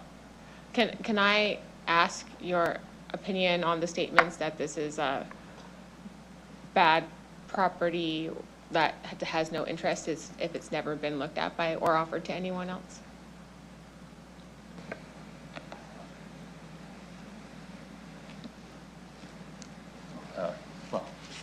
Who would like to speak to that? Acting City Manager, go ahead. Through you, Mayor, with respect to your question, Councillor, I'm not sure that's conjecture. I mean, that's not something we can speak to. You've heard from the delegations, the situation they're dealing with. You've heard from the proponent. That's their position. And we have no inside information to confirm or deny that. So all I can say is that's a valid question, but there's no answer that we can provide. And I guess I do have a question to our CFO, to the chair. How would you feel about the deal with A in specifically? What are the risks to A? Through the chair, so yeah, A would be more favorable terms for the city for sure. It would limit our exposure and would get us most likely higher returns. Okay. I think those are my only questions. Okay. Okay, thank you, Councillor Turnbull. So with that, we will be moving to, oh, wait. oh, Manager. sorry, Acting City Manager, go ahead. Thank you, Mayor, and just in final response to Councillor Turnbull's comment, and again, administration has its position, and the decision is ultimately council's to make. I just think it's fair to remind members of what you heard specifically from the proponent, Mr. Semple. We can continue to have these votes, and those are certainly your prerogative to have the votes on all these. But it's clear what he told you his position would be. So I just think it's prudent that council understand when you're voting what the end result will be. There won't be any negotiation. This will be over. But that is your prerogative. I just want everyone to be sure what they're voting on. Yeah, I concur. I guess the further to that would be really we're in a position where it's kind of yay or nay on the original deal. So if we want to proceed with voting on the amendments specifically, we can absolutely continue down the path. I'll just go to the acting city clerk. Through you, Mayor, so there's two options available. There is an amendment on the floor, so members can proceed with voting on the amendments, or the mover and seconder, if they wish to do so, can withdraw their amendment, and there would be no vote required. So I think just with that, I think to the acting city manager's comments around what we heard from Mr. Semple, I think that's kind of where he was going with that, to say Mr. Semple is not interested in any amendments, so therefore I think he was asking us to vote on whether we agree or disagree with the original deal in play. But I will go to Councillor Turnbull. I'll just check with you and see what you would like to do, and we can go from there. I will leave the amendment. It is where my comfort zone lies with this deal, so I shall leave it. Okay, no problem. So we will go through the vote on the amendment. So I'll check over here. Okay, so we will be voting on A first.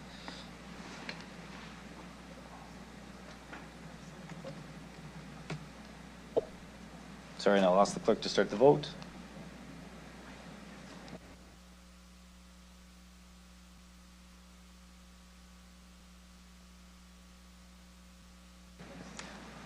Councillor Bezo, I'll look for your verbal vote. No. Thank you. Councillor Sickleys, you need to vote verbally. Okay, or verbally, sorry. Please. Okay, no. Thank you.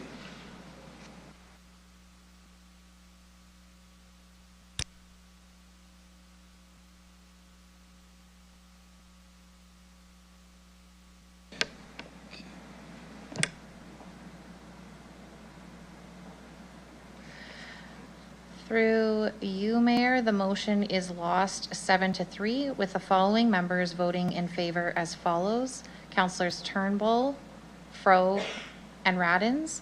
Those voting against were Councillors Mancinelli, Sickles, Flores, Rasevich, Burton, Bezo, Sickles, and Mayor Baczynski. Okay, thank you. So now we will move to vote on amendments B, C, and D collectively. So I will ask the clerk to start the vote on items B, C, and D.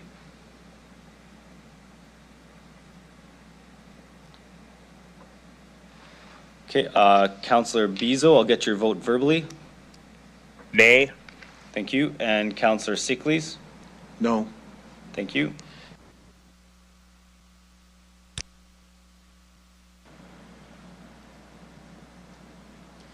Through you, Mayor, the motion is lost 6-4, with the following voting in favor as follows. Councillors Turnbull, Fro, Flores, and Radins. Those voting against are Councillors Mancinelli, Siklis, Bezo, Rasevich, Burton, and Mayor Baczynski.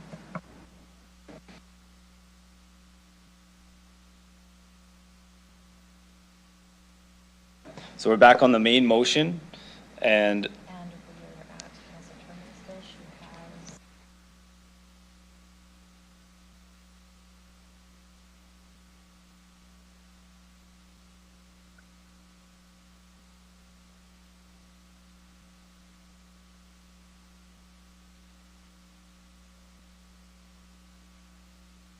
yeah. Okay, so we're back on the main motion. Councillor Turnbull, the floor was yours, so go ahead. Okay, I guess this is a very high value tenant with a lot to offer and give, but I feel that us are also equally high value and we don't necessarily have to settle.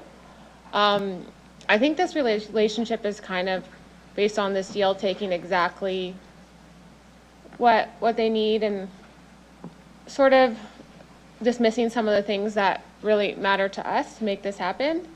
But Real may be struggling. They are doing some really good things in rebuilding. And I think we need to have the foresight to step back and evaluate that this will bring us closer to our long-term goal or further from it. You know, it's kind of our impulse to win in the short term. And we want to win. And we want that moment of satisfaction. And Real needs it. And we want this partnership, but it isn't necessarily in harmony with our goals or for our future or our children's future. It's under market rent for over 50 years with an option to leave in 6 months notice. It doesn't track inflation and the value of this lease decreases as it goes forward. So like 80 years is a long time. 80 years ago, a house was $4,000 in Regina and minimum wage was less than $1.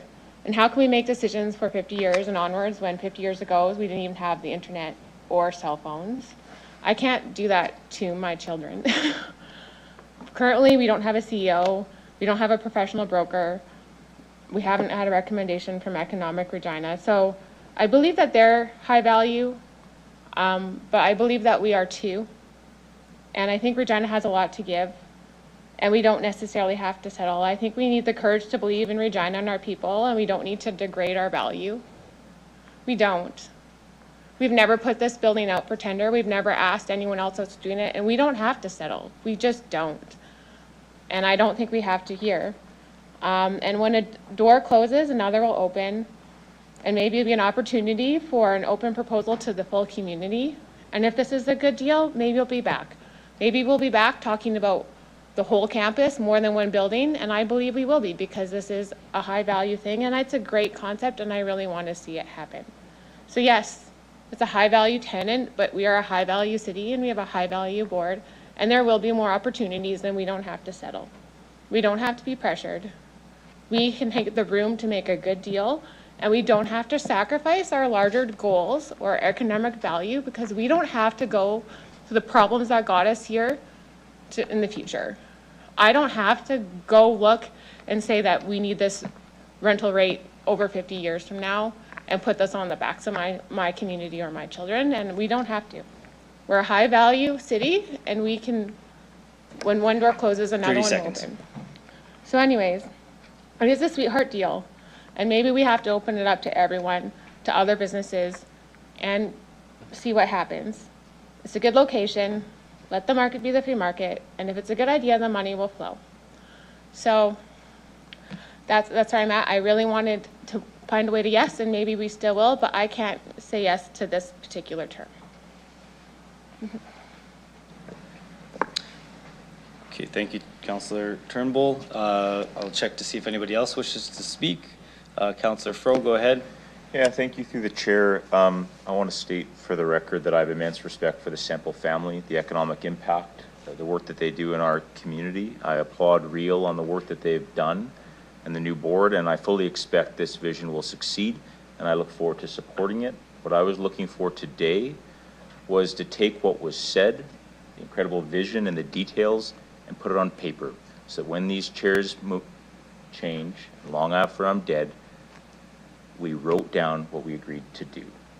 And so I'm going to be voting against it, not because I don't support the vision, not because I don't support real, be in line to attend this this place, but I think, you know, my personal duty of care lends me to believe we need to write down the details of what was discussed in this lease. And so I applaud everyone involved for putting this together, but I will be voting against it.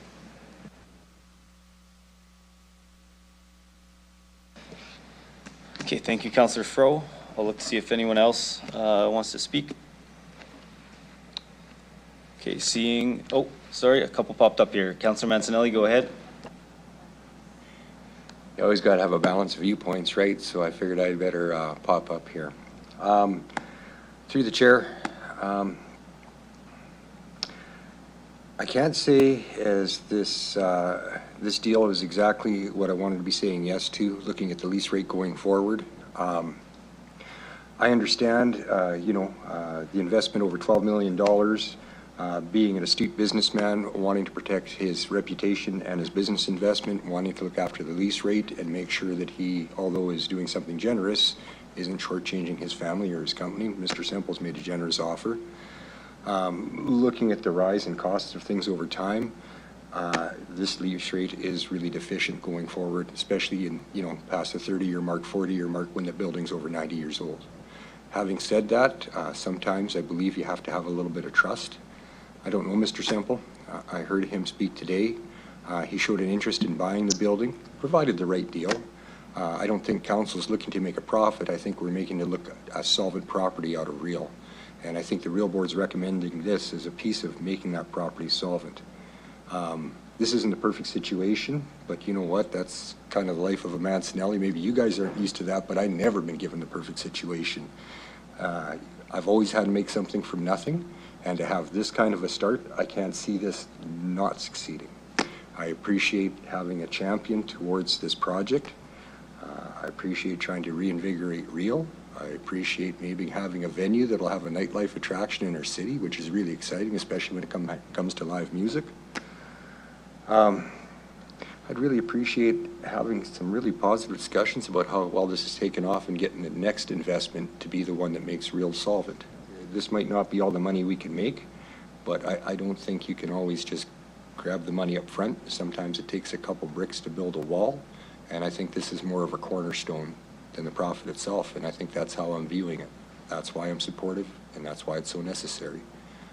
Yeah, I wish this was a better lease rate like the original $10 a square foot, but I'll note that that deal didn't get off the ground, and that business is in danger of not making it through another month. So to have a community champion, I have to be thankful for that. To have an opportunity, I'm very thankful for that, and I'm going to take the chance, and I think this is going to fly, so I'm in favor. Thank you, Councillor Mancinelli. I'm going to take my time to make my comments. Just a few quick points. We have a real board for a reason. They're there to take on this workload, and they've done just that. We have a dire situation at YQR. We don't, as indicated, we don't have a lineup of people waiting to come and knock on the door and take on this building. We have an obligation to move towards a positive future at Real, and an obligation to our taxpayers to move in a positive direction as soon as possible. So no deal is perfect, but this moves us to a more positive position and positions Real to take advantage of a property that the vision around that looks very promising. So with that, I will be in support. Councillor Flores, go ahead. Thank you. Through the chair, this was very difficult throughout the day. I feel like I kept bouncing back and forth. My main concerns, and I think they were both outlined by Councillor Fro and Councillor Turnbull, are the disadvantage that we are in as the city, specifically what it's not in writing. On a personal level, I like to give the trust and say, the proponent has said we will do this, and I want to believe that. My concern with that is that the length of this agreement is beyond, as we've all said, many of us will be alive, things change. So things not being in writing for these type of situations make me really uneasy. And I think that's the main reason why I had many concerns, aside from, going backwards with a $10 to a $6 a foot lease. And, there are different viewpoints as to what is fair and what's market value, and we've heard lots of it. But I think in the end, I do agree we have a real board that has been doing the work with our city. And my main concern is that timeline in being able to come back in December and have to say to our taxpayers, hey, Real's going to need more money because in the short term this didn't work out. So I feel like I'm putting a lot of trust saying this, trust me, we'll do it even though it's not in writing. I just want to set that for the record. That makes me incredibly uncomfortable. Having a 90-year lease that puts us at a disadvantage in many positions makes me incredibly uncomfortable. But I think given the short-term risks, I feel like this is a tough decision to make, but it's one that I'll have to support for the information that I have in the time being, and just having to give that trust. So that's all for me. Okay, thank you. Councilor Radens, go ahead. Thank you. Okay, so equally, as mentioned already before, I need this to be on paper and to ensure that our future is a good one for upcoming generations, for our city, for our taxpayers, and for our community. Earlier, Trent, you had mentioned and said that council should respect the will of the board. However, I would also like to see that Real equally should respect the city as a shareholder and this council, and to ensure that we speak for our community and our taxpayers. And again, my concern is equally always the same, and you know that I'm consistent in that I care deeply about our community and how much we have put out for Real. And to Councilor Flores' point of, coming back again to ask for more funding is a concern for me. And though I'm going to say that 90 years is a long time, which has been mentioned on various accounts, and a lot changes in 10 years and in 20 years. And so 50 years and 90 years, a lot could change and affect how this is seen. And personally, I don't want future councils to be going back to this council saying, what were you guys thinking? So I cannot support this, and thank you. Okay, thank you. And seeing no further questions, I will look to Councillor Sickles to close debate. I have nothing to add. You have all the information in front of you. Take a risk or not take a risk. That's business. And this is what this is, just business. YQR is not going to save Real. Stop pretending it will or it won't. There's plenty of opportunity to build other things there, and we need to get on with the business of running the city. There's a lot to do. Thank you. Okay, with that, I will ask the clerk to start the vote.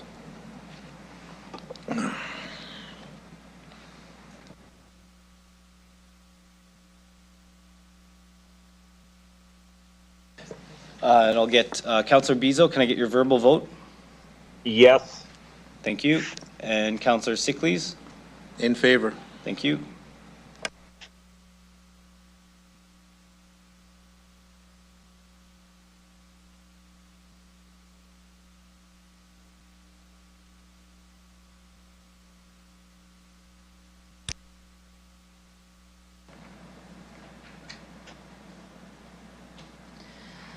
Through you, Mayor, the motion carries 7-3 with the following members voting in favor as follows. Councillors Mancinelli, Siklis, Flores, Rasevich, Burton, and Bezo, and Mayor Bashinsky. And those voting against are Councillors Turnbull, Fro, and Radins. Thank you very much. Kate, can I have a motion to adjourn the meeting? Councillor Siklis, seconder. Councillor Rasevich, any opposed? And carried. Thank you very much.